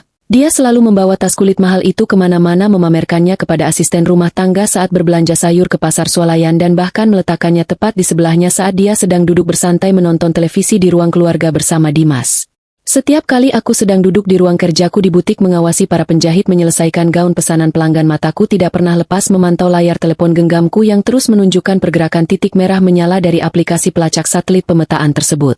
Rasa sakit yang menyayat-nyayat ulu hatiku semakin bertambah parah setiap kali aku melihat titik merah lokasi tas Siska bergerak menjauh dari area perumahan rumahku, dan secara bersamaan titik pelacak lokasi telepon genggam suamiku juga bergerak menuju ke titik koordinat bangunan hotel berbintang atau apartemen sewaan harian yang sama persis di pinggiran ibu kota. Aku hanya bisa duduk mematung menahan napas, menggigit bibirku sendiri sampai nyaris berdarah sambil membayangkan adegan kotor menjijikan apa yang sedang mereka lakukan di jam kerja siang hari, sementara aku di sini memeras keringat membanting tulang mencari uang yang ujung-ujungnya hanya akan mereka curi dan mereka gunakan untuk membiayai perselingkuhan mereka. Aku terus memanjatkan doa memohon kepada Allah di setiap sujud salatku, memohon ya Allah berikanlah aku kelapangan dada seluas samudra untuk menahan semua siksaan batin ini dan kuatkanlah pijakan kakiku untuk terus berjalan menghancurkan kezaliman ini demi menegakkan keadilan bagi diriku sendiri yang telah lama ditipu daya atas nama bantuan Rida MU. Sambil terus memantau pergerakan kotor mereka dari balik layar telepon genggam, aku juga mulai menyusun persiapan balasan dari sisi administrasi keuangan dan hukum negara secara diam-diam tanpa sepengetahuan siapapun termasuk asisten pribadiku di butik. Aku mendatangi kantor cabang bank tempat di mana aku dan Dimas membuka rekening tabungan gabungan keluarga, meminta manajer bank untuk mencetakkan seluruh riwayat buku tabungan mutasi transaksi keluar masuk uang selama 1 tahun terakhir secara terperinci dan sangat lengkap. Saat lembaran-lembaran kertas laporan keuangan itu berada di tanganku, lututku seketika terasa lemas tidak bertulang melihat betapa banyaknya aliran dana berjumlah puluhan hingga ratusan juta rupiah yang diam-diam ditarik oleh Dimas dan ditransfer langsung ke sebuah nomor rekening antar kota yang setelah aku selidiki ternyata adalah rekening pribadi atas nama Siska yang sengaja disamarkan. Mereka benar-benar telah merampokku, merampas hak milikku dari dalam rumah tangga kerjaku sendiri dengan menggunakan alibi kebohongan luar kota, perbaikan mobil, dan segala macam alasan konyol lainnya yang selama ini selalu aku percayai dengan bodohnya karena rasa cinta yang terlalu besar kepada suamiku. Aku segera menghubungi seorang pengacara keluarga yang sangat terpercaya dan menceritakan seluruh kronologi kejadian menjijikan ini mulai dari awal kedatangan Siska yang pura-pura bangkrut, hingga bukti penyadapan pesan obrolan telepon genggam dan bukti mutasi rekening bank yang sangat jelas menunjukkan adanya tindak pidana penggelapan dana perusahaan. Pengacaraku menyarankan agar aku tetap bermain tenang, jangan sampai emosiku terpancing, dan meminta waktu beberapa hari untuk menyusun draft surat gugatan cerai yang menuntut seluruh harta Gonogini dikembalikan kepadaku serta menyusun laporan resmi ke pihak kepolisian atas tuduhan penggelapan uang dan perselingkuhan perzinahan. Aku menyetujui semua rencana hukum itu dengan perasaan yang sangat mantap dan meminta pengacaraku untuk segera menyiapkan semua dokumen tersebut secepat mungkin, karena aku merasa waktu pertunjukan puncak kehancuran mereka sudah semakin dekat di depan mata. Dugaan kuatku mengenai rencana liburan kotor mereka akhirnya terbukti kebenarannya pada suatu pagi di hari Senin saat kami bertiga sedang duduk menyantap sarapan roti panggang dan selai kacang di meja makan rumahku. Dimas tiba-tiba berdehempelan menyapu tenggorokannya dan memasang raut wajah sangat serius memandangku dengan tatapan mata yang seolah-olah memancarkan beban pekerjaan yang sangat berat. Dimas mengatakan bahwa dia baru saja ditugaskan secara mendadak oleh atasan kantornya untuk pergi melakukan perjalanan dinas kerja keluar kota, tepatnya ke Pulau Dewata, Bali selama 3 hari ke depan untuk mengawasi proyek pembangunan cabang kantor baru yang sedang bermasalah. Dia memegang tanganku dengan lembut dan meminta maaf karena harus meninggalkanku sendirian bekerja mengurus butik, berjanji akan membelikan banyak oleh-oleh perhiasan perak khas Bali jika pekerjaannya sudah selesai nanti. Sebuah janji manis yang membuat perutku terasa mual, ingin memuntahkan semua sarapan yang baru saja aku telan. Belum sempat aku membalas perkataan Dimas, tiba-tiba Siska yang duduk di seberang meja ikut meletakkan sendoknya mendesah panjang dengan gaya dramatis khas aktris sinetron, dan memasang raut wajah paling melas sedih yang bisa dia buat. Siska menundukkan kepalanya dalam-dalam mengatakan bahwa dia juga harus pamit meminta izin kepadaku untuk pergi meninggalkan rumah ini selama beberapa hari ke depan, pulang kembali ke desa kerabatnya di pinggiran kota, karena dia merasa sangat penat, stres terus-menerus bersembunyi dari kejaran rentenir jahat dan butuh waktu menyendiri di pedesaan untuk menenangkan pikiran mentalnya yang sedang kacau balau. Aku menatap mereka berdua secara bergantian di balik meja makan pagi itu, menyaksikan secara langsung 2 orang manusia paling licik bermuka 2 yang pernah diciptakan ke dunia sedang berkolaborasi memainkan naskah sandiwara kebohongan yang sangat rapi dan meyakinkan.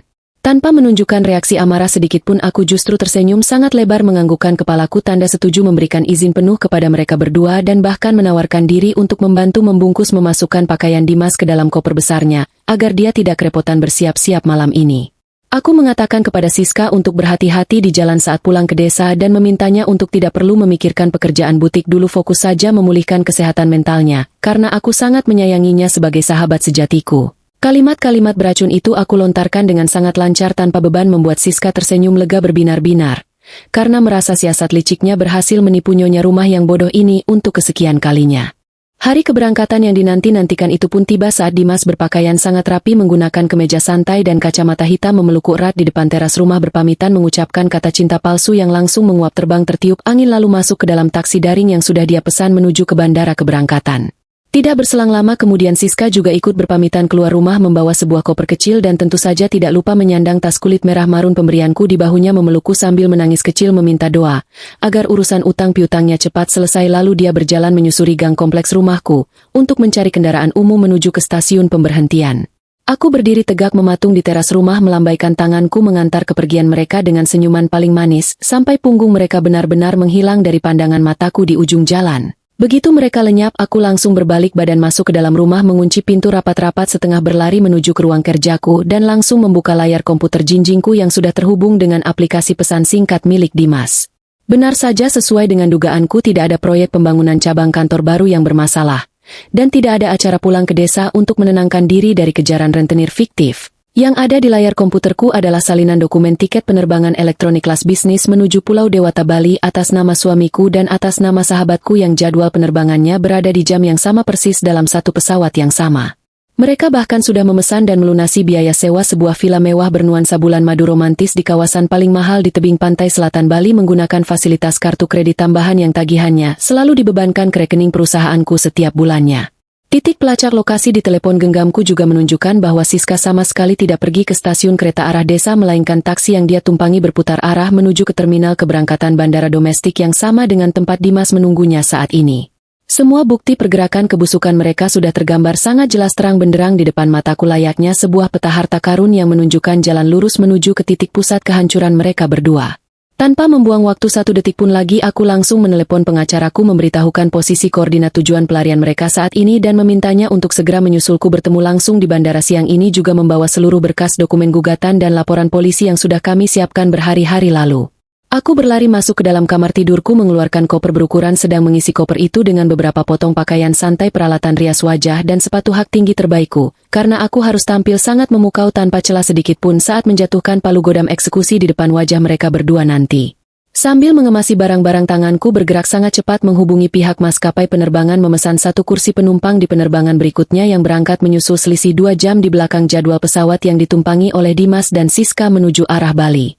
Aku menatap cermin besar di kamarku, menarik napas dalam-dalam melihat pantulan wajah seorang wanita yang hatinya sudah mati rasa dibekukan oleh pengkhianatan panjang. Tidak ada lagi raut wajah sedih istri yang memohon belas kasihan, tidak ada lagi air mata kelemahan yang menetes membasahi pipi. Yang ada saat ini hanyalah sorot mata tajam seorang nyonya besar yang siap merebut kembali harga dirinya dan menginjak-injak kepala orang-orang yang telah berani meremehkannya. Aku keluar dari rumah, mengunci pagar besi rumahku dengan sangat rapat, memanggil sopir pribadiku untuk segera mengantarkanku melaju membelah kemacetan kota menuju ke arah bandara, menyusul 2 ekor mangsa tamak yang sedang terbang di atas awan, mengira mereka sedang menuju surga padahal aku sedang terbang menyusul membawa api neraka untuk membakar habis kebahagiaan mereka malam ini juga. Perjalanan penerbangan menyusul mereka terasa sangat singkat karena pikiranku terus sibuk memutar ulang skenario, adegan penyergapan yang akan aku lakukan berulang kali, memastikan tidak ada satupun celah kesalahan yang akan membuat mereka bisa lolos dari cengkeraman hukum dan hukuman sosial.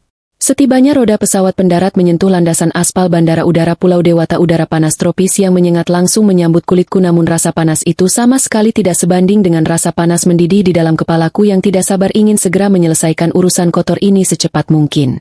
Di lobi kedatangan bandara aku sudah disambut oleh kedatangan pengacaraku yang terbang dari kota yang sama menggunakan maskapai berbeda, dan dia juga membawa 2 orang petugas kepolisian berpakaian preman yang merupakan rekanan kerjanya di wilayah hukum pulau ini yang siap membantu proses penangkapan atas laporan tindak pidana penipuan dan perzinahan. Kami berempat langsung menyewa sebuah mobil sewaan berukuran besar, bergerak beriringan membelah jalanan pulau yang padat oleh kendaraan para wisatawan menuju ke arah tebing kawasan selatan tempat villa mewah pesanan suamiku itu berada. Sepanjang perjalanan aku terus memantau layar pelacak lokasi dari dalam tas Siska yang menunjukkan bahwa mereka saat ini sedang tidak berada di dalam area bangunan villa, melainkan titik merah itu sedang berhenti diam di sebuah restoran makanan laut kelas atas yang menghadap langsung ke arah matahari terbenam di pinggir pantai. Ini adalah sebuah keuntungan kesempatan emas yang sangat langka bagi rombonganku, karena aku bisa mendahului mereka datang masuk ke dalam area villa mewah tersebut, mempersiapkan segala macam jebakan penyergapan yang sudah aku rencanakan matang-matang tanpa harus takut ketahuan membuntuti mereka di tengah jalan. Setibanya mobil kami di pelataran parkir kawasan villa mewah yang dijaga ketat oleh petugas keamanan berseragam lengkap, aku segera turun melangkah dengan sangat anggun penuh percaya diri menuju ke arah meja resepsionis ditemani oleh pengacaraku yang membawa koper berisi setumpuk dokumen penting berkekuatan hukum negara. Aku memperkenalkan diriku sebagai istri sah dari Bapak Dimas yang menyewa kamar villa Bulan Madu paling mewah malam ini, dan aku menunjukkan buku nikah resmi serta kartu identitas asliku untuk meyakinkan manajer villa yang awalnya terlihat ragu-ragu ketakutan karena bingung melihat ada polisi dan pengacara yang mendampingiku. Setelah aku menjelaskan secara singkat tujuan kedatanganku dan menunjukkan surat laporan kepolisian terkait pembekuan aset kartu kredit yang digunakan untuk membayar sewa tempat ini, manajer villa yang berkeringat dingin itu akhirnya menyerah, tidak berani membantah, dan memberikan kunci akses cadangan menuju bangunan villa eksklusif tersebut kepadaku. Aku segera memberikan instruksi arahan yang sangat spesifik kepada beberapa orang staf pelayan villa untuk masuk membantuku mempersiapkan kejutan penyambutan di dalam ruang kamar tidur utama tempat ranjang besar itu berada. Aku menyuruh mereka menaburkan ratusan kelopak bunga mawar merah segar di atas kasur spray putih, merangkainya membentuk sebuah lambang hati yang berukuran sangat besar persis seperti dekorasi bulan madu murahan yang sangat disukai oleh wanita-wanita kampungan penggoda suami orang seperti Siska. Setelah para pelayan itu selesai merias kasur dan keluar meninggalkan ruangan dengan wajah ketakutan, aku melangkah mendekati tumpukan bunga mawar itu dan meletakkan 2 buah map tebal berisi surat gugatan cerai, pengadilan agama, mutasi, penggelapan bank, serta surat penangkapan polisi tepat di bagian tengah lambang hati tersebut, sehingga dokumen itu menjadi pusat perhatian yang akan langsung dilihat oleh siapapun yang berniat merebahkan tubuhnya di sana. Semua persiapan jebakan mental dan fisik ini akhirnya selesai diatur dengan sangat sempurna tanpa cacat celah sedikit pun. Lalu aku meminta pengacaraku dan kedua petugas polisi kepolisian lokal itu untuk bersiap siaga menunggu di luar area pintu masuk villa, bersembunyi di balik semak taman hias, bersiap untuk merangsek masuk, menggerebek, mendobrak ke dalam ruangan. Begitu mereka mendengar teriakanku dari dalam kamar, Aku sendiri memilih untuk tetap berada di dalam kamar yang sangat luas itu, berjalan perlahan menuju ke arah meja sudut, mengambil sebotol minuman anggur perayaan yang sengaja disediakan oleh pihak villa, menuangkannya sedikit ke dalam gelas kaca berkaki tinggi, lalu berjalan duduk di atas sebuah kursi santai berbahan beludru tebal yang letaknya paling jauh tersembunyi di sudut gelap ruangan membelakangi arah pintu masuk utama. Aku mematikan seluruh lampu penerangan utama di dalam kamar, membiarkan ruangan itu tenggelam dalam kegelapan pekat yang hanya disinari oleh pantulan remang-remang cahaya bulan dari luar jendela kaca besar, dan membiarkan satu lampu baca kecil di sebelah kursiku tetap mati menanti untuk dihidupkan sebagai senjata kejutku. Aku duduk membeku mematung di sana dengan punggung tegak lurus, mata menatap tajam menembus kegelapan dan telinga yang sangat peka mendengarkan suara desir angin pantai menanti detak jantungku yang berdebar kencang seiring berjalannya waktu yang mengantarkan mereka berdua menuju ke dalam mulut harimau kelaparan. Beberapa puluh menit yang terasa sangat panjang berlalu begitu lambat membuai keheningan malam, hingga akhirnya kesunyian ruangan itu seketika pecah ketika telingaku menangkap suara deru mesin mobil kereta khusus pengantar tamu villa yang berhenti tepat di depan pelataran pintu masuk villaku ini. Disusul oleh suara tawa cekikikan manja yang sangat merdu namun memuakkan terdengar semakin lama semakin jelas mendekat ke arah daun pintu kayu jati yang kokoh tertutup di depanku. Tanganku perlahan-lahan mencengkram erat gagang gelas kaca bersiap menyambut pertunjukan agung penderitaan yang sebentar lagi akan mengubah jalan hidup mereka menjadi neraka jahanam selamanya. Suara gesekan kartu akses elektronik pada pintu kayu jati villa mewah itu terdengar sangat nyaring memecah keheningan malam yang sedari tadi menemani penantian panjangku di sudut ruangan yang gelap gulita. Disusul bunyi klik pelan yang menandakan kunci otomatis telah terbuka. Daun pintu berukuran besar itu perlahan terdorong ke dalam membawa masuk hembusan angin laut selatan yang hangat bercampur dengan aroma parfum mahal yang sangat memuakkan hidungku. Dari tempatku duduk mematung di kursi sudut yang tersembunyi, aku bisa melihat dengan sangat jelas dua sosok manusia yang paling aku benci di muka bumi ini melangkah masuk dengan gaya santai tanpa beban, seolah-olah mereka adalah raja dan ratu penguasa dunia yang sedang menikmati hasil jerih payah kemenangan mereka. Suamiku Dimas merangkul pinggang Siska dengan sangat erat dan mesra, tangannya sesekali mengelus pinggul wanita perebut suami orang itu sementara Siska menyandarkan kepalanya manja di bahu Dimas sambil tertawa cekikikan membicarakan betapa bodoh dan mudahnya aku ditipu dengan alasan perjalanan dinas kerja dan alasan menenangkan diri ke desa. Telingaku menangkap setiap kata-kata kotor yang meluncur dari mulut mereka berdua dengan sangat jelas karena suasana villa yang sangat sunyi. Siska dengan nada suara manja khasnya memuji kehebatan akting Dimas tadi pagi saat berpamitan di depan teras rumah, menganggap wajah melas suamiku itu pantas mendapatkan piala penghargaan karena sukses membuatku percaya dan bahkan sampai menawari bantuan untuk merapikan isi kopernya. Dimas membalas pujian itu dengan tawa besar yang menggema di dalam ruangan, menyombongkan diri mengatakan bahwa dia memang sangat pandai mengendalikan pikiran istri bodohnya itu, dan dia juga dengan bangga menyebutkan bahwa dia baru saja menggunakan kartu kredit perusahaanku untuk membelikan sepasang tiket pesawat kelas bisnis dan melunasi sewa villa tebing mewah ini tanpa rasa bersalah sedikit pun. Siska ikut menimpali dengan penuh kemenangan, menyombongkan tas merah marun pemberianku yang sedang disandangnya, memukul-mukul pelan tas mahal itu sambil berkata bahwa Riana, si mesin pencetak uang itu, benar-benar perempuan paling naif sedunia, karena rela membelikan barang mewah seharga puluhan juta untuk selingkuhan suaminya sendiri tanpa curiga sama sekali. Mendengar semua percakapan menjijikan itu, darah di sekujur tubuhku mendidih hebat naik ke ubun-ubun. Rasanya aku ingin segera melompat dari kursi ini dan mencekik leher mereka berdua kuat-kuat sampai mereka tidak bisa lagi mengeluarkan suara tawa kemenangan itu. Tetapi aku menahan diriku sekuat tenaga, menekan emosi liarku, menyuruh diriku sendiri untuk tetap duduk tenang di dalam bayangan gelap, memegang erat gelas kaca berisi minuman anggur di tanganku. Karena pertunjukan utama malam ini baru saja akan dimulai dan aku ingin menikmati setiap detik proses kehancuran mereka secara perlahan-lahan. Setelah puas tertawa dan menyombongkan kelicikan mereka, Dimas berjalan menuju meja kecil di dekat televisi untuk meletakkan kunci villa dan telepon genggamnya, sementara Siska yang tidak sabaran langsung berlari kecil dengan riang gembira menuju ke arah ranjang besar berukuran raksasa yang terletak tepat di tengah ruangan kamar tidur tersebut. Begitu matanya menangkap pemandangan ratusan kelopak bunga mawar merah segar yang sengaja aku suruh pelayan villa untuk menyusunnya menjadi bentuk hati berukuran sangat besar di atas spray putih bersih itu, Siska langsung memeki kegirangan, melompat-lompat kecil seperti anak kecil yang baru dibelikan mainan baru. Dia menoleh ke arah Dimas dengan mata berbinar-binar penuh cinta palsu, merengek memuji betapa romantisnya suamiku itu karena sudah bersusah payah menyiapkan kejutan dekorasi bunga mawar yang sangat indah khusus untuk merayakan malam liburan berdua mereka di Pulau Dewata ini. Dimas yang sebenarnya sama sekali tidak tahu menahu tentang asal-usul keberadaan bunga mawar di atas kasur itu hanya mengerutkan dahi kebingungan, menggaruk belakang kepalanya yang tidak gatal, namun karena gengsinya yang tinggi dia akhirnya hanya mengangguk pelan tersenyum kaku seolah-olah dia memang sengaja memesan layanan dekorasi kamar romantis itu kepada staf villa untuk menyenangkan hati selingkuhannya. Siska yang sudah dikuasai oleh hawa nafsu dan kebahagiaan semu langsung merebahkan tubuhnya sedikit ke depan berniat menenggelamkan wajahnya ke tumpukan kelopak mawar wangi tersebut, namun gerakannya seketika terhenti mendadak saat ujung jarinya menyentuh benda keras bertekstur kertas karton tebal yang tersembunyi tepat di tengah-tengah tumpukan bunga lambang hati itu. Siska mengerutkan keningnya dengan raut wajah kebingungan, perlahan menyingkirkan beberapa kelopak mawar yang menutupi benda tersebut, dan menarik keluar 2 buah map dokumen tebal berwarna merah dan biru yang sedari tadi aku letakkan di sana sebagai ranjau darat penghancur kebahagiaan mereka.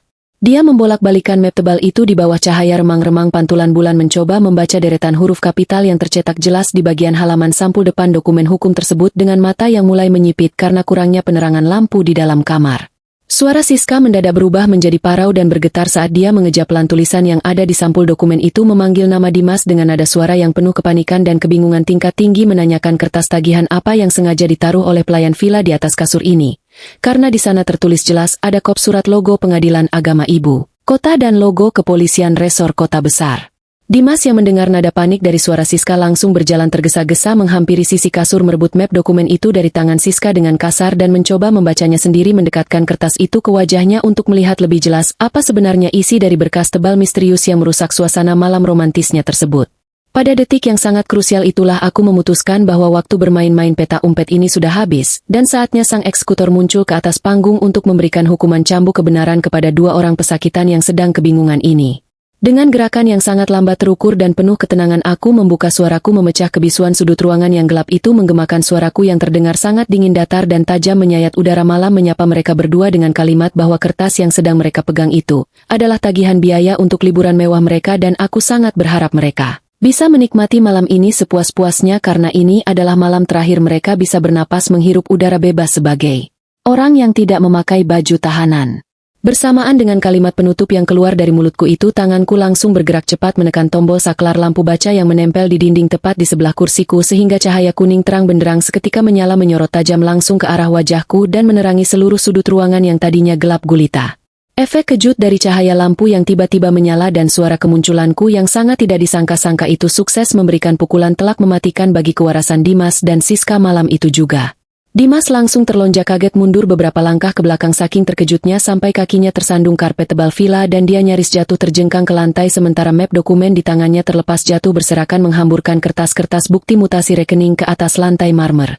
Siska bereaksi jauh lebih parah, dia menjerit histeris melengking tinggi mundur ketakutan merapatkan tubuhnya ke tiang ranjang dengan mata terbelalak lebar melotot seolah-olah dia baru saja melihat hantu pencabut nyawa bangkit dari dalam kuburan. Wajahnya yang tadi merona merah karena gembira kini berubah menjadi seputih kertas pucat pasi, tidak ada darah yang mengalir bibirnya. Gemetar hebat tak mampu mengeluarkan satu patah kata pun. Aku meletakkan gelas minuman anggurku ke atas meja kecil di sebelahku dengan suara benturan kaca yang sengaja aku buat sedikit keras untuk menambah efek intimidasi, lalu aku bangkit berdiri dari kursi santai itu, merapikan lipatan baju pakaianku dengan tenang dan mulai melangkah pelan berjalan mendekati mereka berdua menyeberangi ruangan kamar yang luas itu layaknya seorang predator puncak yang sedang mengurung mangsa buruannya yang sudah tidak berdaya. Aku menatap lurus tepat ke dalam kedua bola mata suamiku, melihat bagaimana kesombongan dan keangkuhan yang selama ini selalu dia pamerkan di rumah seketika runtuh tak bersisa digantikan oleh sorot mata ketakutan luar biasa, kepanikan tingkat tinggi dan rasa malu yang menelanjangi harga dirinya sebagai seorang laki-laki di hadapan istri yang selama ini dia anggap sangat bodoh dan mudah ditipu mentah-mentah. Dimas yang masih berusaha mencari celah keselamatan dengan menggunakan sisa-sisa insting pembohong alaminya mencoba membuka mulut untuk menyangkal keadaan, menelan ludah dengan sangat susah payah lalu memanggil namaku dengan nada suara bergetar memelas, mencoba merangkai kata-kata kebohongan baru, mengatakan bahwa Riana sayang ini semua murni hanya salah paham besar yang bisa dijelaskan dengan kepala dingin. Aku dan Siska kebetulan saja bertemu di bandara dan kami hanya berniat membicarakan masalah pekerjaan bisnis yang tertunda. Mendengar alasan konyol menjijikan yang masih berani dia keluarkan dari mulut kotornya dalam situasi yang sudah sangat terjepit terang benderang ini membuat pertahananku akhirnya jebol. Aku tidak lagi pura-pura tertawa mengejek, melainkan aku membentaknya dengan suara sangat keras, membahana meruntuhkan keberaniannya detik itu juga. Aku membentaknya, menyuruhnya menutup mulut busuknya rapat-rapat karena aku sudah muak sampai mau muntah mendengarkan semua omong kosong, alibi luar kota, montir mekanik, bengkel, proyek cabang baru, dan segala macam kebohongan yang dia ciptakan untuk menutupi perselingkuhan murahan ini. Aku menunjuk tepat ke depan wajahnya, membongkar semua rahasia penyadapanku, membeberkan fakta bahwa aku sudah meretas mengkloning seluruh isi pesan aplikasi telepon genggamnya sejak malam di mana dia ceroboh meninggalkan telepon genggamnya di atas meja rias kamar kami. Aku sudah membaca setiap baris kalimat obrolan menjijikan mereka dari setahun yang lalu, bahkan Sebelum wanita ular berbisa ini datang menangis membawa koper lusuh ke rumahku pura-pura bangkrut dikejar rentenir.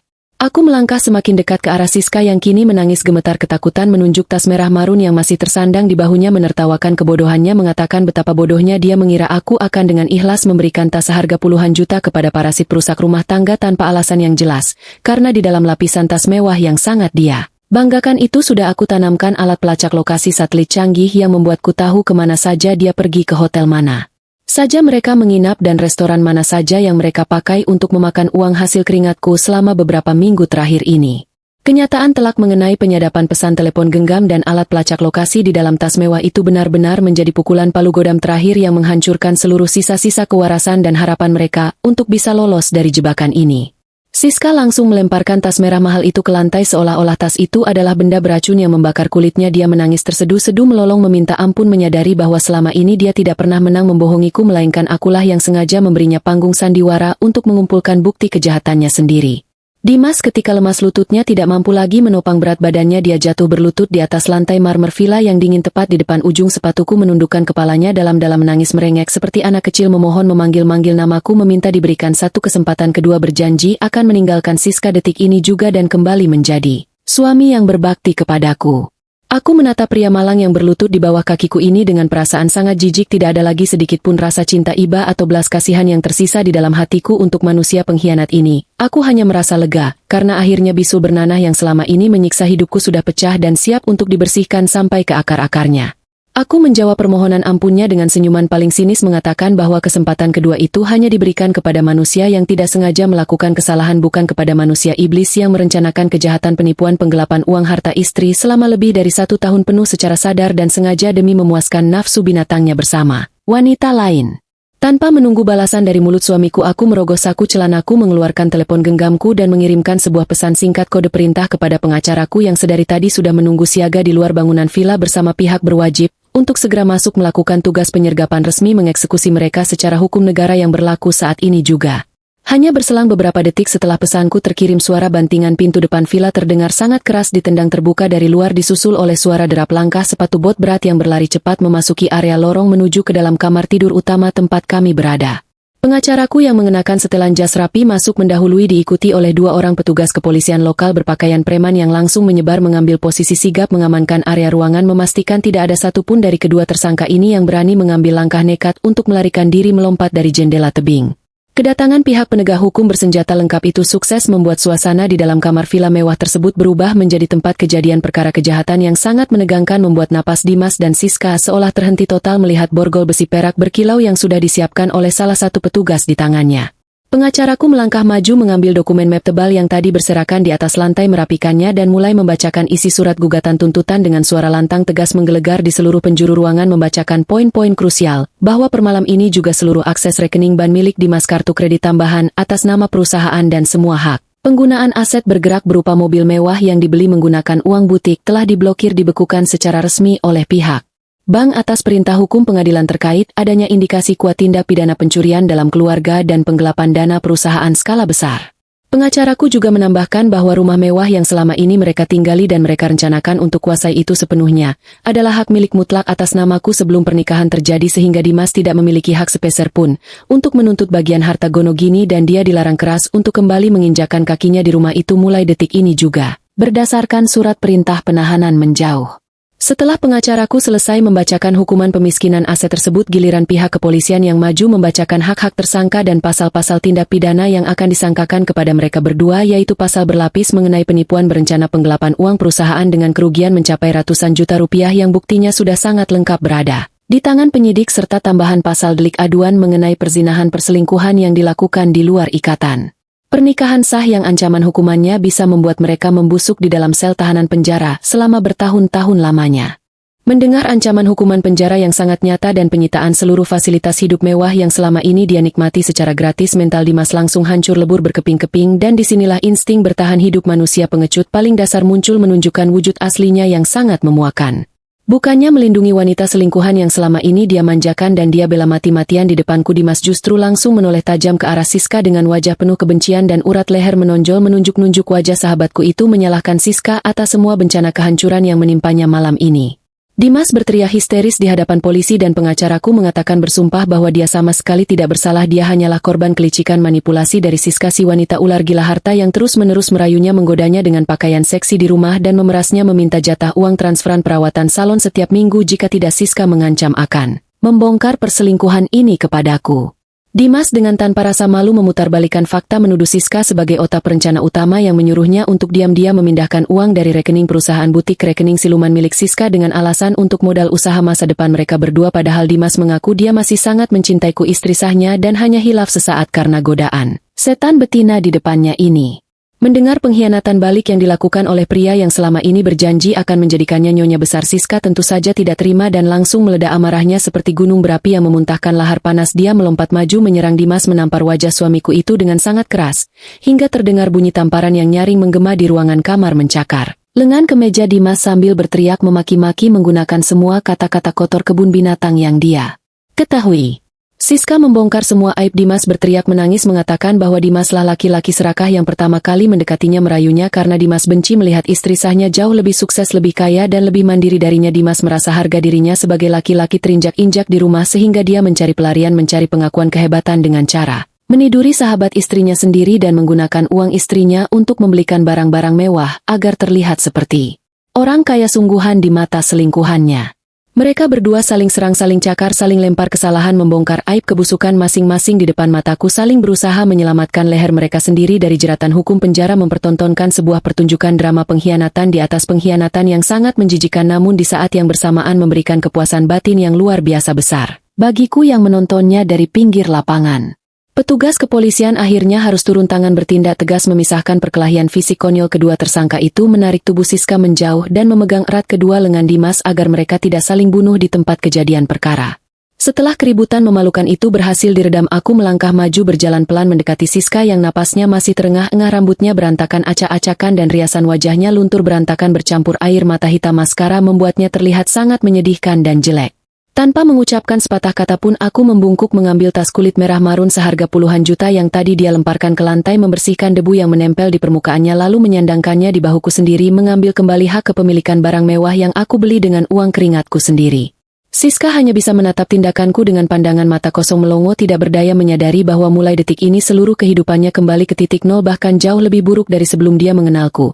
Karena sekarang dia tidak memiliki uang sepeser pun, tidak memiliki tempat tinggal dan harus menghadapi ancaman penjara sendirian. Aku kemudian beralih menatap suamiku yang masih ditahan oleh petugas polisi, mengulurkan telapak tangan kananku ke depan dadanya, menatapnya dengan sorotan mata paling dingin yang pernah dia lihat seumur hidupnya dan memberikan instruksi perintah yang sangat tegas tidak bisa dibantah. Aku menyuruhnya untuk mengeluarkan seluruh isi dompetnya, sekarang juga menyerahkan semua kartu anjungan tunai mandiri, kartu kredit prioritas dan kunci kontak mobil mewah yang ada di dalam saku celananya, serta melepaskan jam tangan mewah merek terkenal dari pergelangan tangannya. Karena semua barang-barang duniawi yang melekat di tubuhnya saat ini murni dibeli menggunakan uang hasil keuntungan butikku yang selama ini dia remehkan dan dia curi secara sembunyi-sembunyi.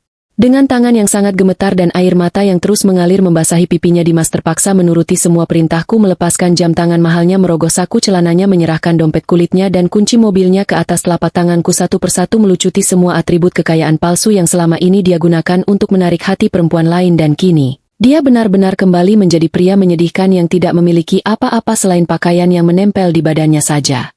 Setelah semua proses pelucutan harta dan penyitaan aset berjalan dengan lancar, pihak kepolisian akhirnya secara resmi melakukan tindakan penahanan, membacakan kembali pasal-pasal penipuan dan memborgol kedua pergelangan tangan Dimas dan Siska menggunakan borgol besi yang dingin, menyatukan kedua pengkhianat ini dalam satu ikatan rantai pesakitan menuju ke mobil patroli. Mereka berdua digiring secara paksa berjalan keluar dari dalam kamar villa mewah yang penuh taburan bunga mawar merah ini, dipaksa berjalan melewati lorong panjang area pelataran parkir resor yang terang benderang disaksikan langsung oleh banyak pasang mata staf karyawan villa dan para tamu wisatawan kaya raya lainnya yang keluar dari kamar mereka karena penasaran mendengar keributan. Dimas berjalan menundukkan kepalanya dalam-dalam berusaha menyembunyikan wajahnya dari tatapan jijik orang-orang sekitar, menahan tangis penyesalan yang sudah sangat terlambat, sementara Siska berjalan gontai menyeret langkah kakinya, isak tangisnya menggema di sepanjang jalan, meratapi nasib buruknya, meratapi kebodohannya sendiri yang salah memilih lawan dan kini harus berakhir membusuk di dalam sel tahanan jeruji besi yang dingin dan sempit. Aku sama sekali tidak sudi ikut berjalan keluar mengantarkan kepergian mereka menuju mobil polisi. Aku memilih membalikkan badanku berjalan lambat menuju ke arah pintu kaca balkon kamar villa yang terbuka lebar, membiarkan hembusan angin laut malam membelai rambutku dengan lembut. Aku berdiri tegak bersandar pada pagar pembatas balkon tebing menghirup udara malam yang terasa jauh lebih segar dan bersih tanpa ada lagi aroma kebohongan pengkhianatan di sekitarku. Memejamkan mataku sejenak memanjatkan doa rasa syukur yang amat sangat dalam. Ya Allah, terima kasih banyak atas semua kekuatan ketabahan dan petunjuk akal sehat yang telah Engkau berikan kepadaku untuk melewati ujian berat badai perselingkuhan ini. Aku sangat bersyukur kepadamu karena akhirnya keadilan kebenaran berhasil ditegakkan dan orang-orang zalim itu telah mendapatkan balasan hukuman yang setimpal atas semua perbuatan keji mereka di dunia ini. Ketika aku kembali membuka mataku menatap bentangan lautan luas yang gelap di bawah sana, senyuman kelegaan yang sangat tulus akhirnya merekah di bibirku. Beban batu besar yang selama 6 bulan ini menghimpit menekan dadaku akhirnya hancur lebur tak bersisa. Aku menyadari bahwa kehilangan seorang suami pengkhianat licik dan sahabat palsu manipulatif bukanlah sebuah musibah kehancuran, melainkan sebuah anugerah kemenangan pembersihan hidup yang harus aku rayakan karena besok pagi saat matahari terbit aku akan memulai lembaran kehidupan baru sebagai wanita yang jauh lebih kuat, lebih cerdas, dan tidak akan pernah membiarkan siapapun menginjak-injak harga dirinya lagi.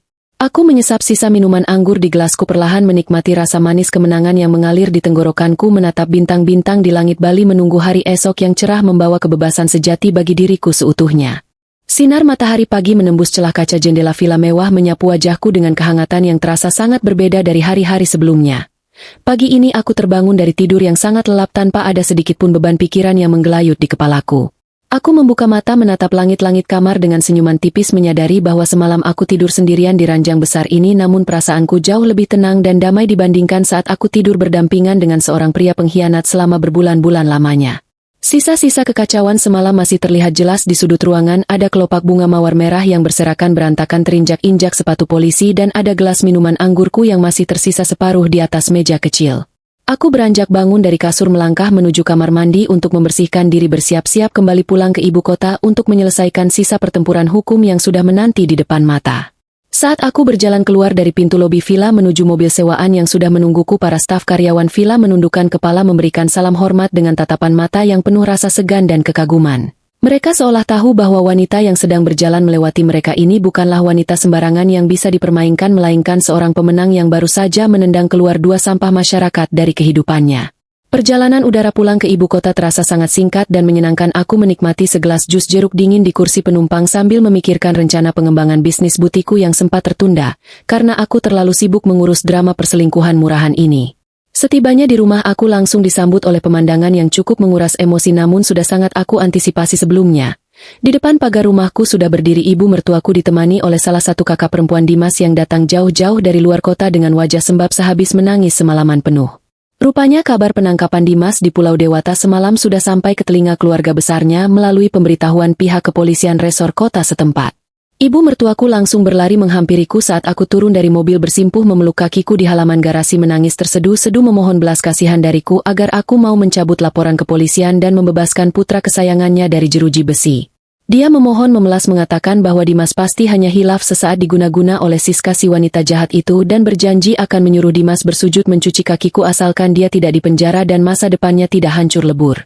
Melihat pemandangan wanita tua yang menangis memohon seperti itu, hatiku sebenarnya berdesir sedih, namun akal sehatku menahan semua rasa iba yang salah tempat tersebut. Aku membangunkan ibu mertuaku dengan lembut, membimbingnya duduk di kursi teras depan, lalu aku mengambil setumpuk salinan dokumen mutasi rekening bank dan bukti tangkapan layar percakapan pesan kotor Dimas yang sudah aku cetak tebal-tebal.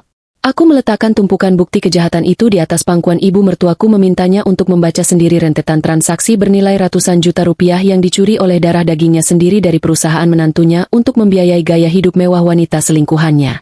Aku menjelaskan dengan nada suara yang sangat tenang namun tegas, tidak terbantahkan, bahwa ini bukan lagi masalah hilaf atau sekadar perselingkuhan rumah tangga biasa, melainkan ini adalah tindak kejahatan kriminal, penipuan terencana, penggelapan dana secara sadar, dan perampokan hak milik yang dilakukan selama lebih dari 1 tahun lamanya. Saat ibu mertuaku dan kakak iparku melihat deretan angka ratusan juta yang dipindahkan dan membaca kata-kata hinaan yang diketik oleh Dimas tentang diriku, tangis mereka seketika berhenti, berganti dengan raut wajah terkejut, tidak percaya, pucat pasi, dan diiringi rasa malu yang luar biasa besar menghancurkan harga diri keluarga mereka.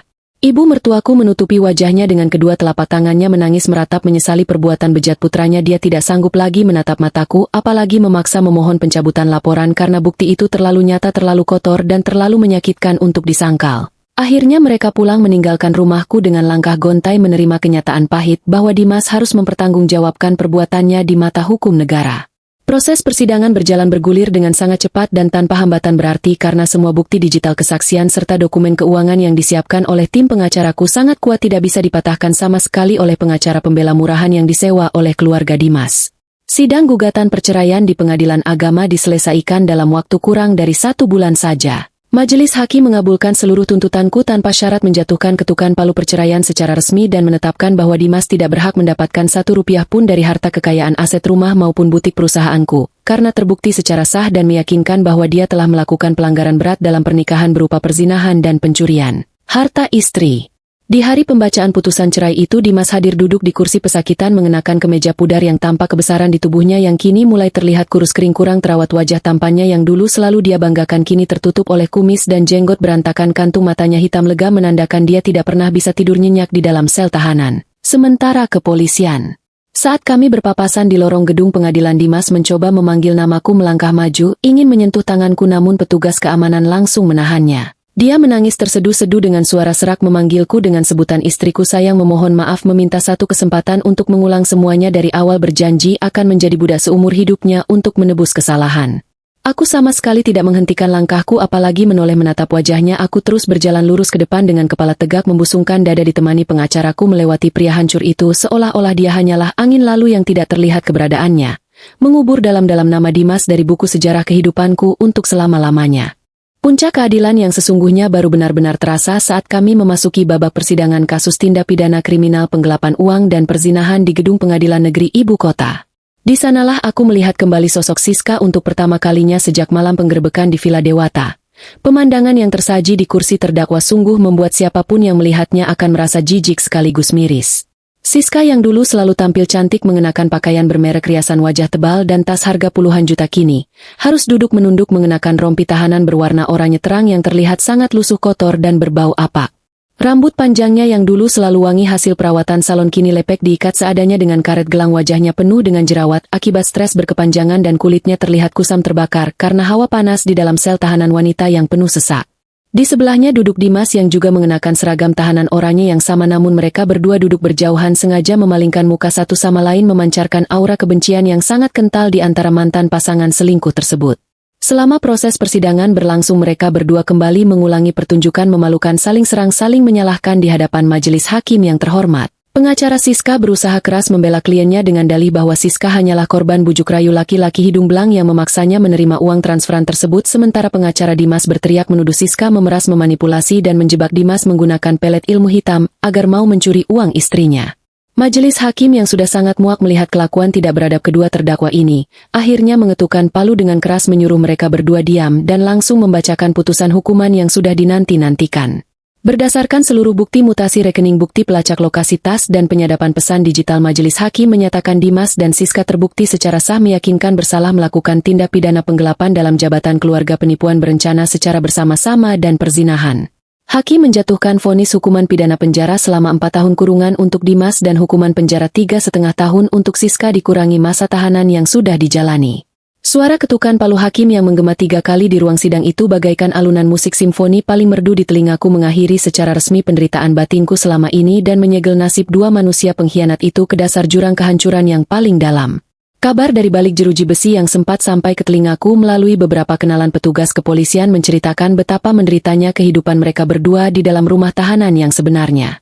Siska yang dulu bersikap sok menjadi nyonya besar dan sangat pemalas di rumahku kini menjadi bulan-bulanan narapidana wanita senior di blok tahanannya. Dia dipaksa menjadi pesuruh mencuci pakaian kotor milik tahanan lain mengepel lantai kamar mandi yang bau pesing setiap hari dan seringkali jatah makan siangnya dirampas paksa jika dia berani melawan atau bersikap manja.